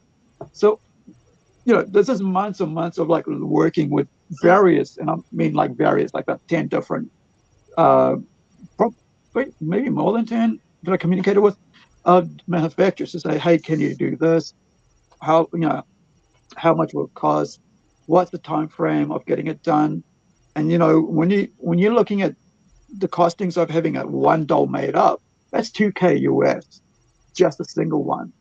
So you kind of think, well, is it worthwhile doing? And then that's why we go to Kickstarter and go, okay, guys, would you be willing to support us to get a doll made up or a chibi done up, Or the other thing that I'm looking at is is as anime kind of art style of having a non-moving character, like just like an anime, sorry, non-articulated, is that what it's called? Non-articulated, where there's no moving parts. Statuette. It's just a solid one-piece figure, which is what the chibi is. But like actually have something that's a bit more detailed. So you've got Incredi-Girl with the red hair, you've got the face half mask face, you've got her pants and shirt logo. So there's three options for us to actually go with her with the hair, combable hair, with the chibi, and then with the full non-moving statue. So let me tell you how Aru got me on this, right? He said, hey, I want to do a doll. And I said, oh, okay, what kind of doll? And he said, Incredi-Girl. And I said, oh, I've got a thing for redheads. Just ask my high school sweetheart. No? Too early. A bad joke. I'm sorry. I'll try again. But I'm excited for this. Okay, hold on. Why are you doing my red hair? I'll tell you why. I'll tell you why she's got red hair. Gustav Klimt, the artist Gustav Klimt. All his models always had red hair. Oh, he really did have a thing for redheads. Interesting. Yeah. So I wanted something different for our character. And as you know, right now, all redheads are being race swapped. All right. And it's kind of saddens me because it's to watch someone their original character is one and to be changed to something else. That's something I don't want for us. That's why, even though it's going to cost us a bit trying to organize the red hair for this, I will never change this character look, her origin, and so on, because it's a very, very, very first thing I ever created as a comic book, right? Hero. And I don't want her to change anything about her. I mean, we changed the costume because costume's costume, but we never changed, finally we've got the right look, but the hair, her origins will not change. Her race will not change. She's a Romanian, right? European, white European, Romanian with red hair. I think it's important. I know a lot of things are turning away from. There's been too much backlash from the concepts of. Oh gosh, help me out here, Maru. I'm blanking. So. Well, because everybody wants to modernize stuff, and I think there's so much you can do with modernizing something, because people are in love with the original thing. Why would you want to change what people love, right? For the sake of the current environment. Like I said, I created Incredi-Girl in 2007 for my niece, right? My niece and my nephew, my niece and my uncle, my niece and her dad, my brother-in-law, actually came up with a name, right? And so it's a very, very close thing to our family thing, creation between the three of us. And why would you want to take any of that away? Just like anybody who originally created those characters that Marvel and DC are part of own now, why would you take away the original characters? Creators' work, right, like that. And I think it's kind of injustice to them, and it's like saying, well, we know better than you do. We think your value to what this creation isn't worth much, so we'll change it. I don't think that's right, and I think as a creator, I'm very passionate about leaving things the way they should be originally. I can understand why sometimes you got to change it, but look, I used to love the Punisher. I hate the Punisher now. I despise the Punisher, what they've done to it. They've changed the logo. I've got T-shirts, I've got posters, I've got comics with the original logo. I haven't bought anything with the new logo on it at all. I won't bother. I've got toys here. I've got a 30, like a 12-inch figure right there. I've got a couple more around me of the character. I don't want the character to change. I own that. So I value that for what it is originally. You know, I think people playing around with these characters, modern people or current creatives, they don't understand the passion and the work that goes into creating the original. And I think they harm the work of someone by changing it in a way, unless that person decides to do it with them. But if you've got a beloved character like Punisher, Frank Castle for so long, why would you change it for that? And that's my personal opinion on that as a creative, right? I mean, you can do whatever you want, you can follow whatever. It's up to you. I'm not holding you to anything, right? I'm not holding anybody to anything. But that's my own personal view on it, because you know. It's so hard to talk about this stuff now. You talk about it and you're offending someone somewhere, right? You know, you just can't get around it.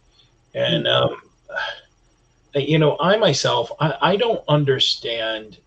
You know, I can understand a gender swap if it's making a lot of sense. But if you've already got a popular IP and you're already doing this and you do a gender swap, what's the point? If you already have a popular IP and you're doing a race swap, what's the point? You know, where are you coming at? Why do you want to do that? And it just doesn't make any real sense in the whole aspect of it. So like, and I Disney has often changed many things about their fairy tales in order to get where they are now. They've changed stuff along the way, but I don't necessarily, once that becomes popular, is it really necessary anymore? Like, I mean, I don't know. I'm really confused as to why there isn't more exploration into original content to actually bring that gender or that race into better light instead of just race swapping things. There's stories out there from many different cultures that we can pull from that would be much stronger than just trying to race swap stuff. I don't understand why. I think one of the other things I think is really detrimental is that by doing this, you're actually not utilizing on the amazing creatives who have already created those races. Like, so if you've got Indian characters, you've got Chinese characters, Japanese, you've got African characters that are already created, right? They already exist. Rather than prop them up and bring them into the forefront, you're just rehashing what's already done for the sake of whatever. And by doing that, you're actually not allowing more creatives to have their characters come into popularity. It's like telling the same story over and over again and saying, well, we got to do it this way now because it's what's happening, rather than going, hey, sir, do you have anything that you already created that is actually these cultures that have these storylines? Can we bring them into this? Like, you look at Moana, right? They could have easily race swapped somebody else into is it Hawaiian? Is she Hawaiian or is she Samoan? I can't. She's half Hawaiian. She's not even full Hawaiian. So now she's saying she won't take the role, or she's not allowed to take the role because she's not 100% Hawaiian. Yeah. So you have all these this is why I think it's like it's dangerous to step on, because you can't please anyone. So why change it anyway? And I think just leave things as it is. That's what I love about being a creative and creating the original character. I get to choose what happens to them. I get to write their bibliography, their origin. I get to work with my team, of creatives to say what these characters look like, why they look like that way. There's a reason why they're created that way. There's a reason why. You look at the tortoise, right? The tortoise. The main character is Amber. She's half Indian and half European, right? Half Kiwi, New Zealand. So she's got lighter skin. She's got kind of like my sister is half Indian, half European, right? So it's kind of like she has a kind of like a olivey skin tone. So suddenly, if I go, maybe her Indian side should be more stronger. Doesn't make sense because, I actually have someone who actually looks like that in my own family, so I can say, well, this is why this character is this character, because I have a mixed race, sister, and so and it works really well as we do this. And then then we add whatever elements, because that's the lead character is the lead character. Now, I don't have to decide either or, because that character is what the character is, and that's a great thing about creating something. And I think that's why I think it's injustice to come 20 years or 30 years later and change those characters. Well, right? I completely agree, but there's so much to draw from. I just don't understand why even go down that road. Like, you're creating an original work around a character that you've already identified, and why it's identified as that. Yeah. And for those people out in TV land, let me clarify what we're talking about. What we're talking about is we're talking about the current trend of this gender and racial swap that is going on in our media today. And if you look at this, there's many examples out there. So currently, Disney has done this in the Little Mermaid movie, where they race swapped her, who was originally Dutch. She was a Dutch mermaid that was written by Hans Christian Andersen, who was Dutch, or he was from the Netherlands, I believe. So, and his story, which is different than the original, than the Disney. The original is different than Disney's. The original is much darker. But there's not really a necessary reason for that gender swap, that racial swap, unless you are going to show me, and if I were Disney, this is what I would do. Here's why she got the job. And I would show a clip of a bunch of girls that tested out for this singing the same song, and then she blows it away. And then you can say, okay, she got it because of her talent, not because of some racial thing that's going on that you want to do it all. And my point about that is why not have stories that are directly related? There's tons of African stories that are really good, much better than the Little Mermaid, where you could hold an African, person to play that character, and it have so much more impact. That's what I mean, right? That's what I mean. They do a disservice to all these creators out there that are, from other races. They have all these original myths and stories from those other races, and that's why I kind of don't like it because of that. Because you're stopping other talents from rising up and having their voices heard. You're saying you're going to have all these voices heard. No, you're only going one way. You're actually, while you're propping up one, you're pushing down 99, right? Because talking about mermaids, right? So I'm actually working on a mermaid story myself right now, based in Fiji. It goes way back. The story of the Fijian mermaid goes way back. But like, when I was thinking, so it's kind of hold on, the idea behind it, setting a story in the 1980s, not now. Sort of throwing back to what it was like for me as a child back in Fiji, kind of looking at that, and being raised on a village and on a farming village next to the beach, fishing and stuff with my granddad, sort of that sort of storyline. So let's say somebody else, like say if an African has written a story with a mermaid that's black, right? Whatever, dark skin, brown skin, might have an amazing story. So why don't find that and say, this is what we're going to prop up now, and let's make that a Disney princess. So this week, right? I wanted to jump in there and give one more clue as to what we talked about earlier for all those out in TV land. What we talked about was another story that happened about Moana. They're talking about doing a live action Moana right now, and that live action Moana, they had the original voice cast, which her name was Alani something. I don't remember the rest of her name, but she, she's young. She's a very pretty girl. She's very talented. That was her first movie, was Moana in voice acting. Well, when they announced that they were going to do this film, she was basically said that, when she was, I guess she had already tried out for it or something else, but she is not Hawaiian enough to do the film. She's only half Hawaiian.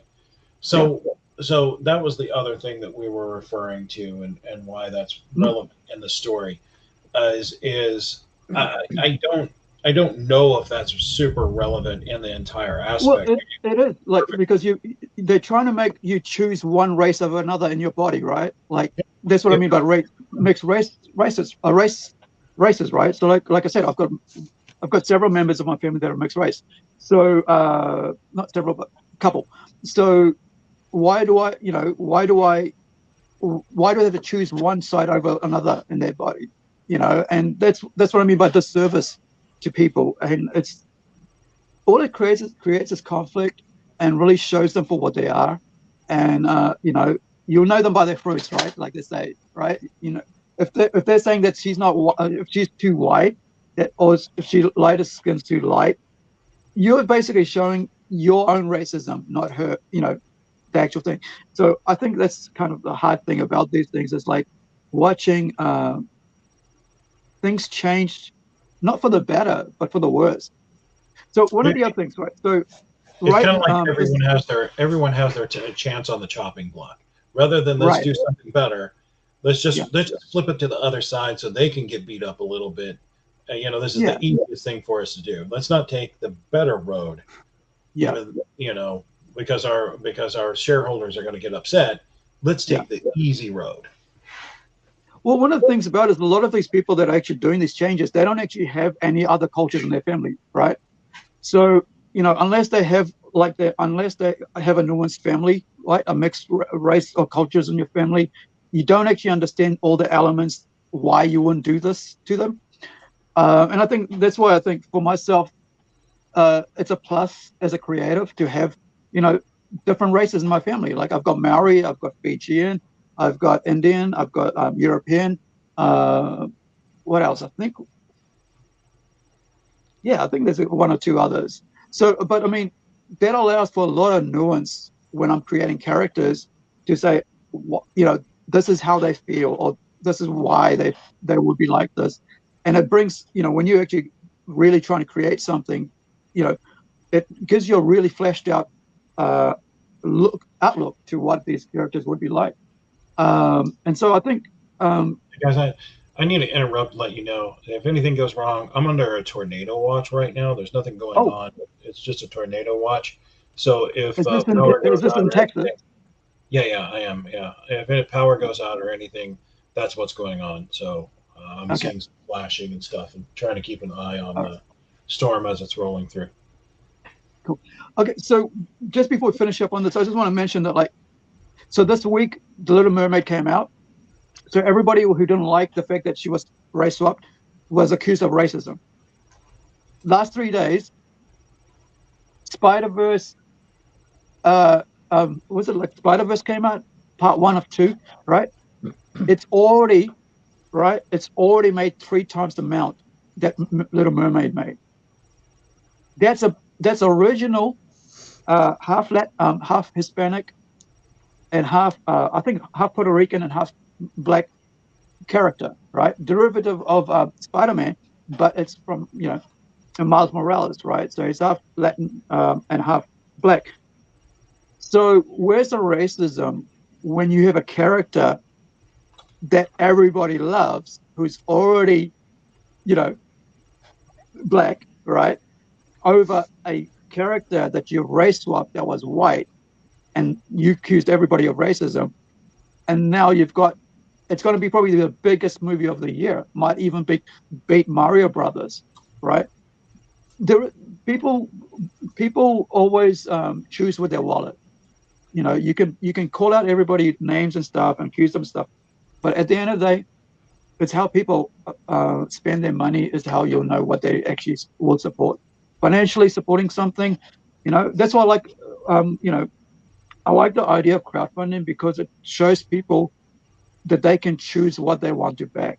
And what I'm creating every kind of character. I'm not leaving it one race of characters. I want people to be able to, see in our universe. I think we're doing a short story right now that's got an Indian family in it. In the future, sci-fi, and then we've got a Maori SAS officer, right? And I think that's in red dot, which is this is a symbol. All right. And so you've got all these different characters, and you're not, because the world isn't black and white, like I said, right? So there's all these different races are part of our universe that we're creating. It's not a single left or right sort of thing. There's a lot of mixture in it because it's the world's full of different races. So why just have one type of characters in it? And I think that's the joy of being creative, and I think that's the joy of being able to bring out all these things and offer it through something like crowdfunding through Kickstarter and say, hey, listen, this is what we're creating. This is just one book of many we're bringing out over the next couple of years. There's our talent, our skilled artists are working on so many awesome books, and to be able to offer it to to the global market and say, you guys choose what if you like what you like from what we're creating. I hope that what we're doing is inspires more people to do it as well. I know that even in this time that we've been doing Plunge the last 4 or 5 years, we've inspired a lot of creatives to pick up their own talent and run with it in various areas. Like we've had people start up their podcasting through it. People start writing books, comics, do artwork, offer it to other people. James, you were lifting up something there. Can I have a look? What was that? Sorry. Oh, I was just making sure I didn't drop something. Oh, okay. Yeah. So, I think it's a tough market to break into comics because the shelves are full of the big two, right? Marvel and DC. And as we mentioned, they have all the money, they have the market covered on the mainstream. But we're working for ourselves on the independent, and I found, if you look over what's happening in the mainstream isn't doing that well, right? From the creatives to the publisher to the talents, right? So they're not doing so well. I mean, the sales are down, which allows us to offer something different and something, balanced and something very original that we, as original as superhero comics can come, right? Can be. We can offer it with the skills that we bring out, and I think watching so many people involved in bringing this forward has been really cool. I mean, from something that started in 2007 to now 2023, being able to finally have it on offer as to the world. And like you mentioned, we want to do figures, we want to do something like that, for Templeton, right? And some, so we can say, hey, this will be cool to have something that looks really cool like that. And you've got Templeton there, with his, I think he's got a sword and a gun. And so, you can pull it out and you can play with with his gun or whatever, and with a sword that changes into a gun, or gun that changes into a sword, something like that. I can't remember. And then you can have, something cool like that. And, but I'm just excited because we're able to finally offer it up to everybody, and to have you guys, who are watching, to back us at what we do with this book. And because we've got 6 issues for this miniseries, and of course, right after this, we're looking at putting out the first issue of the Tortoise, the 30 pages, and after that, we're looking at putting out. Hopefully, I'm not sure where James is with us because I've been tying up with all these other covers. That the next one after that, the third one book will be Templeton issue 1.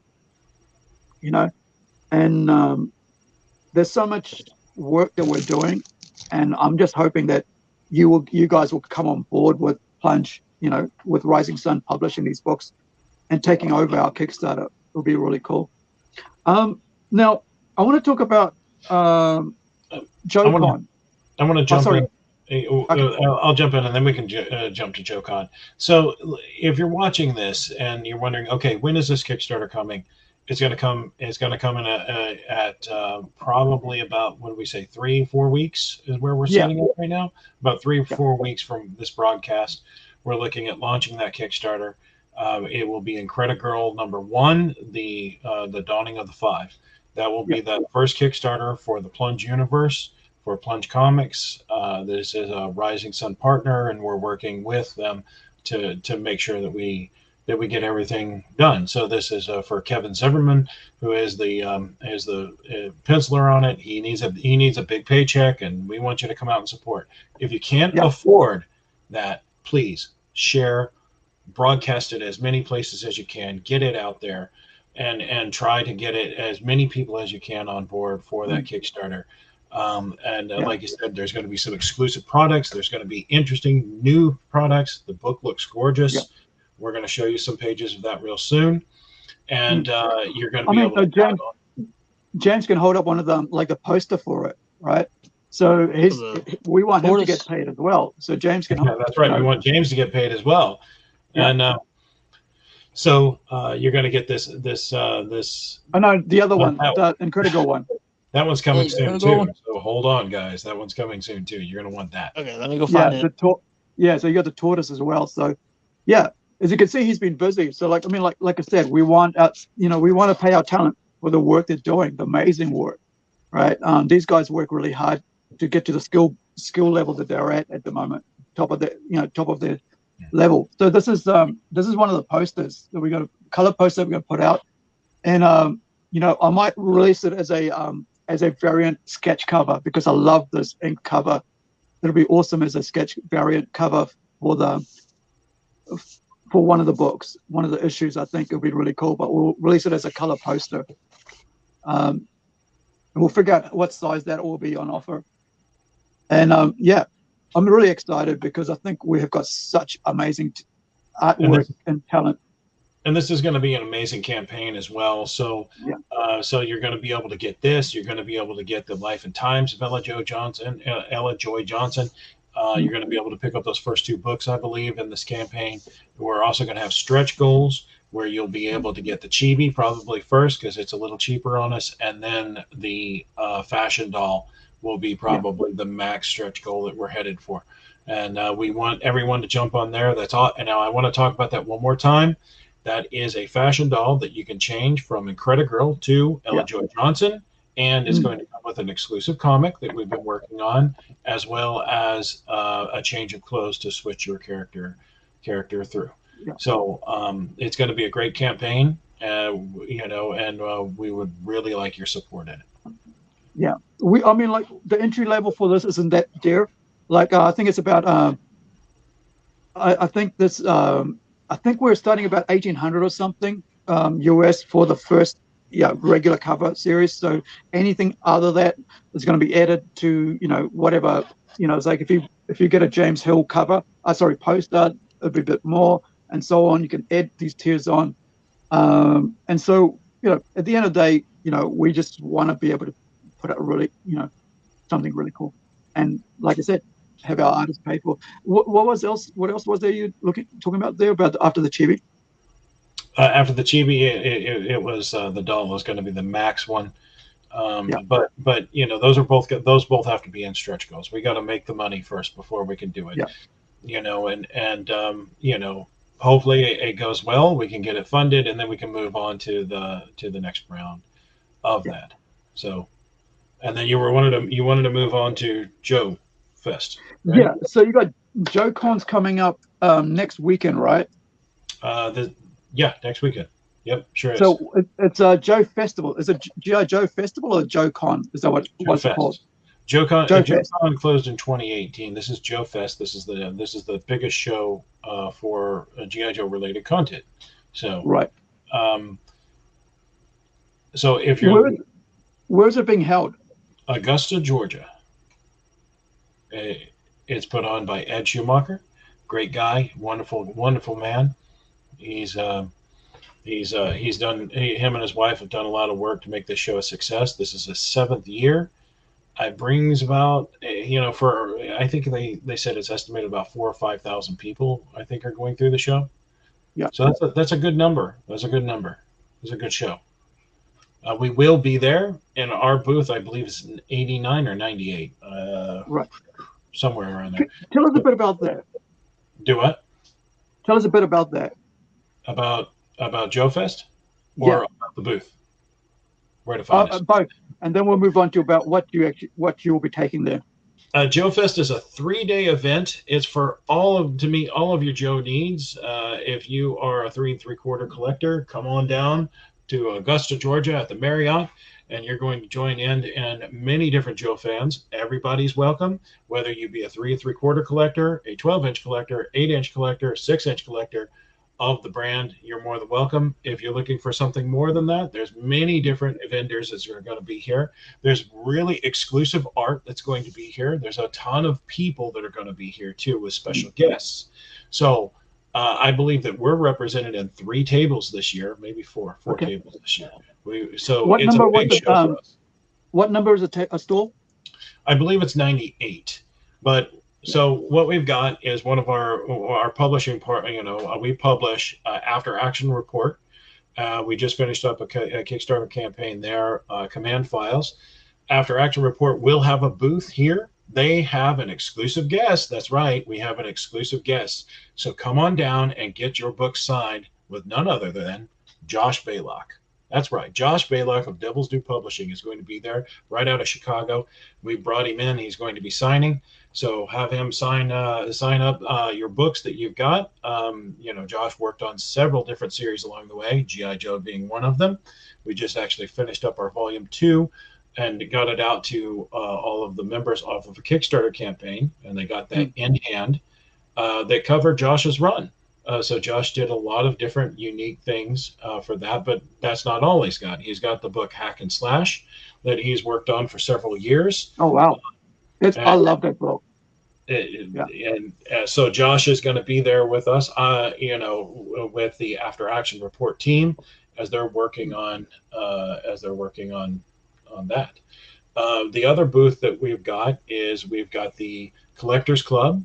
Rising Sun is now tied up with the Collectors Club. We've been for a little bit now, and that will be over at James Kavanaugh's booth, and we're going to talk about you can sign up again for new stuff. We got some exclusives that we're going to be showing over there, and just talking about our Collectors Club membership, which is wonderful to have it on. There's a couple exclusive. Rising Sun is working on a comic book.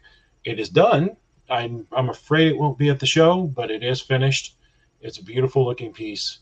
I just redid it again not that long ago to make it even more pristine than it was before. It's a different scale, different quality. We do a newsletter out of that. So we will be putting on and I'm going to go bounce back and forth here. There will be an After Action Report panel where I'll be sitting in talking about that. There will also be a G.I. Joe Collectors Club panel where I will be sitting in on that, and we'll be talking about that as well, about the Collectors Club and what we can look forward moving forward. We've talked about several wonderful guests, lots of articles, as well as some exclusive materials that are going to be for the club in the future. So guys, if you're looking for when the club is going to do those figures, that's coming real soon. So just hold on. The next is a Rising Sun booth. Rising Sun will have a booth there at the show.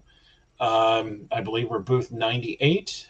If you're looking for a backstock of any of your books, if you're wanting to come pick up anything that Rising Sun has put out, come on over. Let me know before the show goes, and I'll make sure that you got a copy that I'll be bringing to the show, so that way you can get it. We are really trying to work on getting our backlog printed up, so that way everyone has their CTE books. But I think I printed up some more. There's going to be some new CTE books at the show. So some really exclusive stuff going on there. Rising Sun also has a panel in which we'll be talking about the creation of comics. Now, I'm hoping to get a few guest friends of mine that may actually join in and talk about comic book creation. No guarantees. There's no guarantees, but we're hoping that we might get on a few of those wonderful names that have worked on the brand in the past. So that's going on. I hope to have some more information on that in the next couple of days, where I'll make a post and let people know what's going on with that particular item.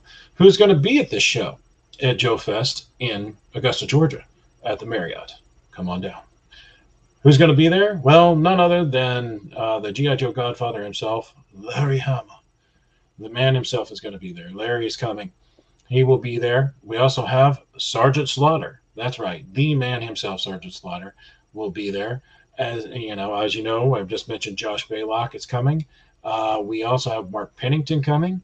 We've got several Joe celebrities that are going to be there, including the voice of Zorana, who most people might know her better as Jim and the Holograms, will be there as well, doing a karaoke. Oh, wow. So if you think you can beat Jim and the Holograms, come on down. I'd love to see it. So it's going to be a huge show. There will be a karaoke night. That's what all this is about. I'm pre-pickling my liver, okay? So that way I'm ready.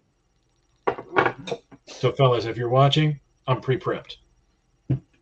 Right. I mean, that's awesome. I mean, like, I know it's huge. That G.I. Joe is huge in America, right? And I know Action Force is the thing from, I guess the UK version of G.I. Joe, which both books have been created by fan comics have been created by Rising Comics for what, you're up to 100 on the Cobra, the what's called Cobra the CTE. What's it? Cobra the Enemy was our book. We are up to 100 issues. We've had some really big names that have stepped in and contributed to that. It's quite a feat for any book to get to 100 issues, not just a fan produced content, but any book to get to 100 issues is a huge milestone. So we got to 100 issues, and that's no small feat. And that is over thousands of creators that have lent their hands to make sure the books are working, including, for those of you that might not know, and we were going to give a shout out to this real quick, we actually did a Super Joe line, a Super Joe story that actually fell into CTE. I know that there is announced by a Super Joe comic coming from Power Comics, and we would like to give a big wonderful round for a couple of people that we've worked with in the past that are now working over there. Justin Birch. Congratulations, Justin. You started out at Rising Sun. You made it to the big time. Now you got Super Joe with Power Comics, and they got a Kickstarter coming up as well that they're going to fund that through. Also, Larry Hama is working with it. Congratulations, Larry. Godfather is moving on to all aspects of G.I. Joe. So I believe Austin Hugh will be there. We're hoping that we can get an interview with him soon and get it into the newsletter for all of those subscribers that are wanting that. So Austin, if you're watching this, check your emails. I've sent you an email about that, and we got lots and lots of stuff in the works. I'm hoping that maybe I can get some of those creator friends of mine to come along and set in on some comic book creation, how we put comic books together. So talking about G.I. Joe, now G.I. Joe being an American, specifically American thing, an army and stuff like that, wasn't that big in New Zealand and really hasn't been that big, but there are some collectors. So, however, this week, right, by chance, I went to drop off some Hot Wheels play sets on Friday to a friend of mine, shop owner friend of mine, for his son. And I was doing my normal run, and I found this. Hey, it's a Havoc. It is a Havoc. And it cost me $2. There's parts missing, but hey, it was at a hospice secondhand shop, right? Cost $2. It even had the little vehicle inside, right, which goes side to side. Like, it's really cool. This hover thing, whatever they are, they actually move side to side.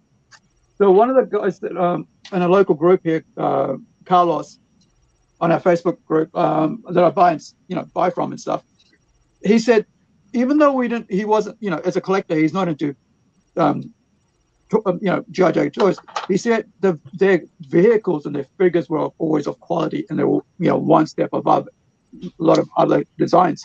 So, you've got, where are we? There we go. We got the windscreen that lifts up. You've got this gunner up here that moves. They actually had, these things actually come off, but you've also got the wheels and the side panels covers, they've gone. they're supposed to look like that, right? So you have all these various pieces on these toys. I don't know what it was, but I just went up and did a Google search and found out, okay, this is called a Havoc, and they're around about $160 if you buy brand new, not brand new, but still in its own original packet. And that one's good. That one's in good shape. That's it. Yeah, that's in good shape. Yeah. So I mean, like, there isn't that much, discoloration, but I mean, there's parts missing, but it is what for what 86 I think it was. It came out in. So yeah, that was quite cool. Good buy for $2. But yeah, kind of like ties in. That's the other aspect of not only you guys, Rising Sun creates a fan comics, and like I said, 100 issues. You've got how many of that are you going to be taking to Joe Fest, like those comics? I'm taking issues 1 through 50, I think. Wow. 1 through 50 will go. As well as any G.I. Joe related book that we put out prior to it will be going.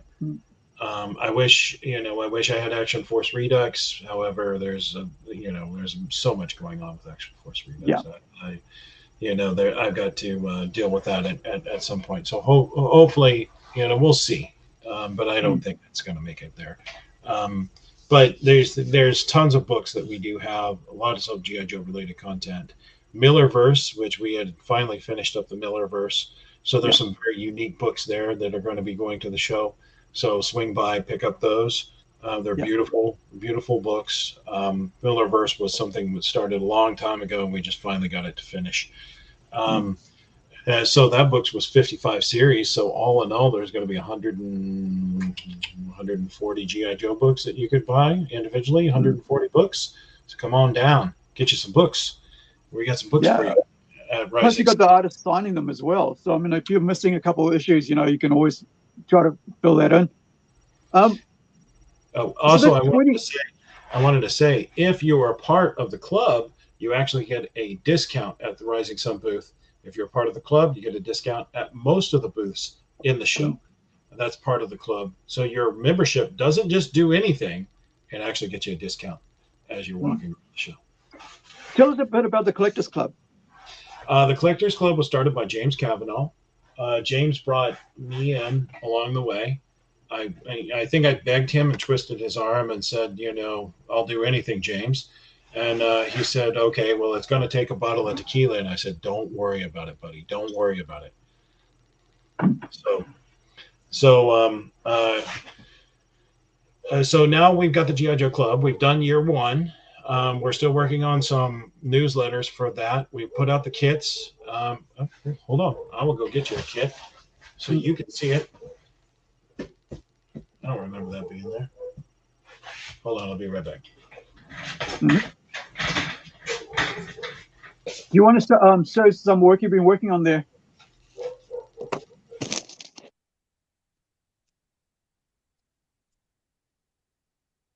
All right.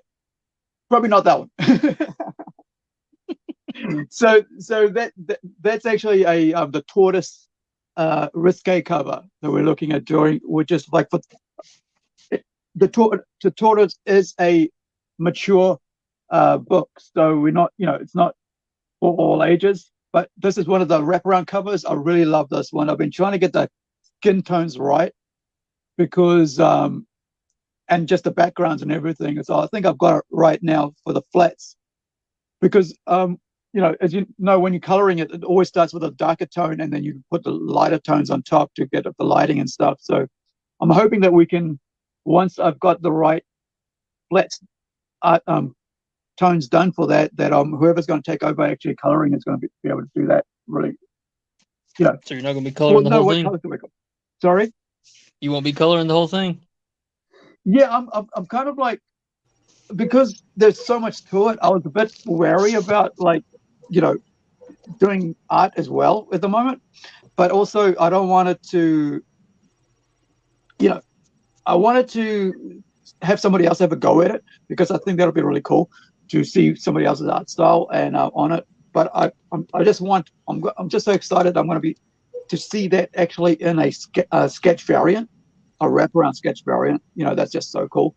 as well as you get to see the colored version as well as a sketch variant of that. Will be awesome, because there's nothing like seeing the actual artist, the original artwork there, in the pencils and stuff, compared to, like, say, sorry, it's the ink stuff, but to say and then to see somebody else's color work on it. Because I know a lot of times some colorists, some artists illustrators will do their colors themselves, but sometimes, they don't. And I think it'll be cool to show both sides of that. Sorry, Hawk, you were saying something there? Yeah, I think it's wonderful, to get some variation.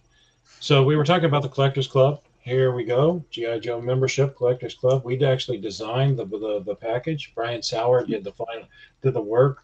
I helped a little bit with the concept, but it was mainly Brian Sauer. So there you go, the G.I. Joe fan club membership. I know there's a lot of light on the sticker, but you can see mine is actually we have the quantity. We only did about 500 pieces of this. There's my code, 005. I'm number 5 in that. Let me show you what it looks like inside so you see kind of what you're getting. So whenever you flip this open, you get all of the goodies. And I had one goodie that just fell out. So let me find that real quick. There you go. So what we have here is a little bit of everything. So you've got your membership card over here. Let me have this focus in. You have a membership card. This is the membership card that actually work inside the club. So you can take that to the shows and get you a discount on most of booths. Okay. Also under that, we have dog tags, personalized dog tags. You pick your code name, and you actually have your name on it, your real name on it, and your membership number is, I believe, on the thing. We have a challenge coin here in the middle. Let's see, it might be too much glare. There we go. Challenge coin in the middle. We have a pin over here. We have a 40th anniversary sticker because this was the 40th anniversary. Over here on this side, we have another patch. And then you'll see where this says Top Secret up here. This is actually a tab that I'm going to take that in hand. This is a tab that folds down to see top secret devices. So here we go. We have a letter from General Hawk. And then we actually have the first newsletter of the G.I. Joe Collectors Club. There it is. So this is a membership package, the debut issue, number 1. This is a several-page newsletter in which you can actually have articles about G.I. Joe and some exclusive artwork done for it. Yes, Rising Sun is listed in here. And James Cavanaugh is the mastermind behind all of that. So it's going to give you more in-depth reading about G.I. Joe and the collecting of the brand, as well as I believe there's some fan fiction in here too, written by the writer Justin Bell, who actually started out as a G.I. Joe fan, there it is, and worked his way up to it. We did the art. We did a lot of the art on this piece. So there we go. That is a membership package for the Collectors Club. And that's what you get in the mail. Now we're talking about year 2. We're going to do some exclusive reveals for year 2 at the Joe Fest. I believe we're going to talk a little bit about that at the panels, about what we've got coming up and what that's going to look like. And we've been working on doing some costing and stuff like that. So there we go, the G.I. Joe Club membership. And then, of course, the club is also going to offer some exclusive products along the way, including an exclusive comic coming up. It's ready. We just haven't quite got. We just didn't have enough time to actually bring it to print. So that's the Collectors Club is also looking at some exclusive products. So we're working with several vendors. We're hoping to expand that program out. And I can't thank James and Brian, James Cavanaugh Jr. and Brian Sauer, for including Rising Sun, including me in it. And I'm very happy with working with these guys. They're wonderful, wonderful, wonderful people to work with. Obviously, we got tons of articles coming up that we've been working on. We've got some exclusives for Renegade Games. We have one from Brian Flynn, which is Super 7, that puts out G.I. Joe product. And we're hoping that we can get one with Power Comics real soon, and try and get them, cranked out and done a little bit faster. Maybe get them out sooner. Oh, I forgot to put in my I forgot to put in my letter that I had to. That is the letter from the general himself. So these sold out really fast. I think we're up to past 500 members now. So probably by this year, we might be into the 1,000 members or more. I'm hoping. Will you have any of those spare at Joe Fest? Yes, there will be. We will have kits at Joe Fest for sale. They're going to be over at with James Kavanaugh in his booth for the club. I just hope we're not spread too thin. You know what I mean? Because I've got a lot of booths running and I've got a lot of stuff going on at the show, as well as we have the club has a partner that's actually broadcasting during that time, so I'd probably be on that show as well. David will be doing some work, and I know all of our guys are busy, really busy, trying to get ready for the show and get everything done. That's in order to go. So that's kind of the plan and where we're headed with the club. It's pretty exciting stuff. I mean, I'm really pleased to be a part of it, and I think that where we're going, everyone's going to be pleased as well. Yeah.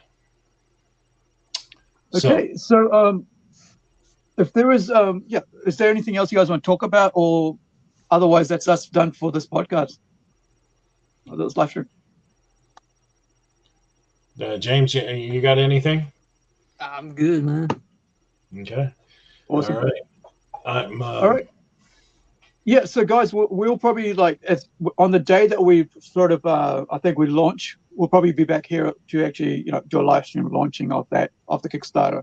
As I said, this is like a build up to that, letting you know that we'll be doing it in about 3 to 4 weeks.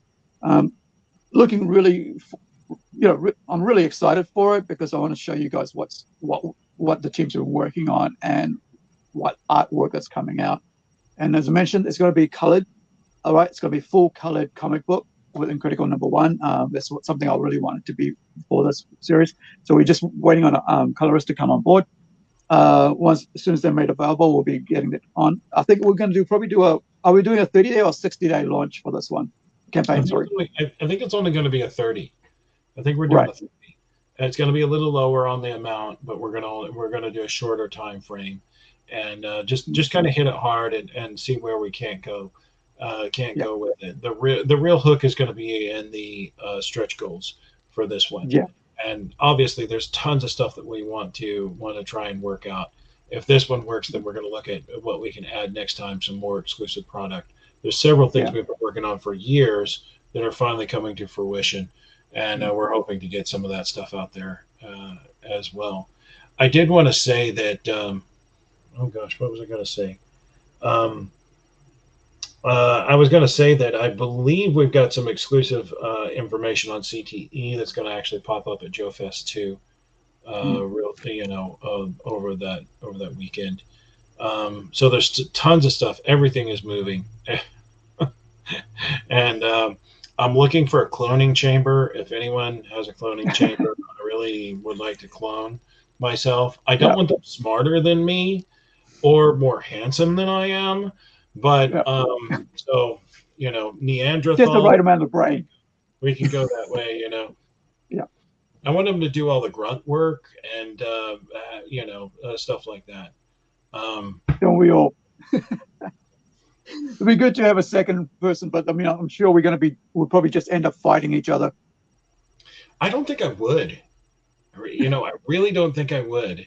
Yeah, I think I would be like, go do that. I'll go do this. Okay, great. No, the only problem would be is they'd be like, well, I want to do that. Yeah. Well, like I said, there's always going to be, we are our worst enemies, right? Yeah, so I couldn't handle another one of me.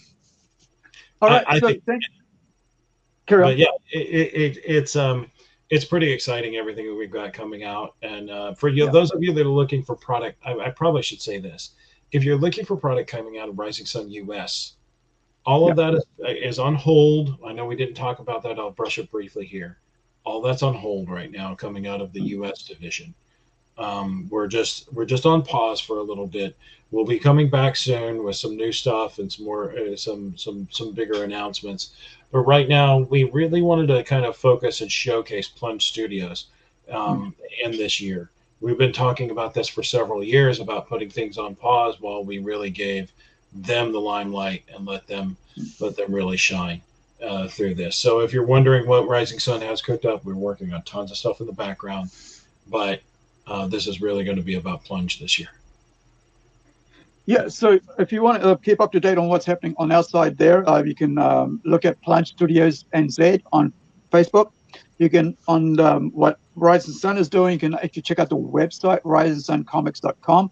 You can also check out our own website, plungecomics.com, as well as on here, Rising Sun Comics US on Facebook. Check us out on YouTube. If you enjoy our content, like and subscribe and share. We'd really appreciate it.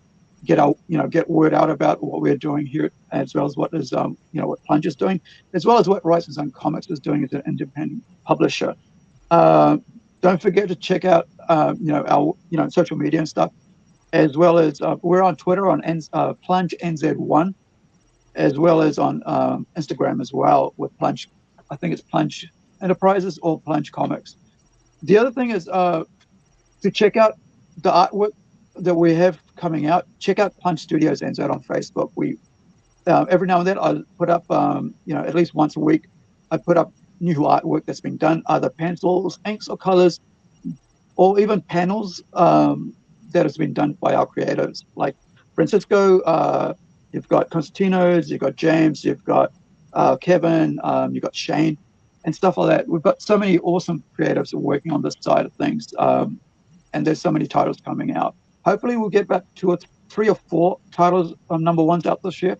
We'll see how it goes. But I mean, like I said, we're working really hard to make a name for ourselves as creatives on this universe that we're building around the Plunge universe. And so we really appreciate your help to get us there. Also, like I said, our talent, we'd love to have our talent paid for what they're worth, and support us on Kickstarter and support us wherever you can, wherever our books end up being in stores. I know Rising Sun Comics has books you can either buy on website, or you can buy them through certain, comic book stores in the US. We're building up something this decade. We've been, the last 5 years, we've been working towards building up this universe that we've been creating, and hopefully you will join us for the ride, right? The start of it, because then you can, because I bought the first book or whatever. I always like getting on early myself, because to be able to get in on that number one is an awesome way to start up. Showing support to creators and to publishers, and owning something that they've created. And there's nothing like owning a number one than to have it in your hand from the first time. It's just amazing. So all the amazing work that James has been doing on it, under several other books, especially for this one with the poster, as well as Kevin with interior art, Shane Evans with his classic look cover art, and also, like I said, we're going to offer probably the PDFs of the web comics or whatever available as well, or whatever Hawk decides to put out as a final thing as a publisher for, and running the Kickstarter campaign for us. I'm looking really forward to it, because it's our big one. It's our first one. It's our mascot for the company, for the studio, I should say. And I hope that you guys will support us in the long run as well, not just this one time, but you'll see what we're doing. We're working really hard to tell a good story, because story is very important to me. Because if it's got to be about the story and the character building. Otherwise, why would anybody want to come back to it if they don't like the character, or if they don't like the story they read? But the amazing thing is the artwork really lifts this book up. So thank you for your support, upcoming support, and thank you for watching. And from all of us at PlungeCast, and Shane's not here today because he's over at a convention, at an expo or at a convention in Auckland. So he's busy there helping out with New Zealand Comics Artist Alley that they've got going on there. Hopefully he's signing some books for people for his own comic book, Wastelands, that he put out this past couple months. And if you're in Auckland today at Armageddon, rock on down to the Artist Alley and see Shane Evans. He'll be there. I'm not sure if he's just there today or if he's there for the whole weekend. But do check out all those independent creators that are at Artist Alley, all those Kiwi creators that are there. Everybody, their work is on the independent side. It's a tough, it's a tough ride, right? It's not easy. Working on your books and putting them out, getting the puzzles takes a lot of time. And especially with this one, it took us about a year to get to where we are now, probably a year and a half. And we finally gotten to where we're ready to bring it to the world as a printed form with all the awesome things. So you'll see updates about what will be coming out on Kickstarter. You'll see the different tiers, comics, posters, variant covers and stuff. So from myself here in New Zealand to you guys all around the world, from Hawken, Texas, and James, where are you based, James? Alabama.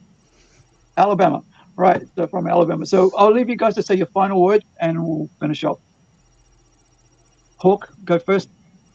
So, thanks everyone for coming. And if you're in Augusta this coming weekend, come check us out. You can always find us at our website, which Aru has already mentioned. And we're just thankful for our fans. We're thankful for everyone that's walked down this path with us, the good, the bad, everything in between. And hopefully you've enjoyed everything we've put out, and we'll continue to put out some more work. So thanks for joining us, and please join this Kickstarter campaign. Awesome. I'm so glad that's over with. Now I can drink. Shane, James, do you want to have your final words? I just want to thank everybody. Thank you guys for having me here. Just hope everybody has a good evening. Check me out on DeviantArt. Check me out on Facebook. And just look forward to more artwork coming from us. So awesome. Yeah, man, I can't wait to see you.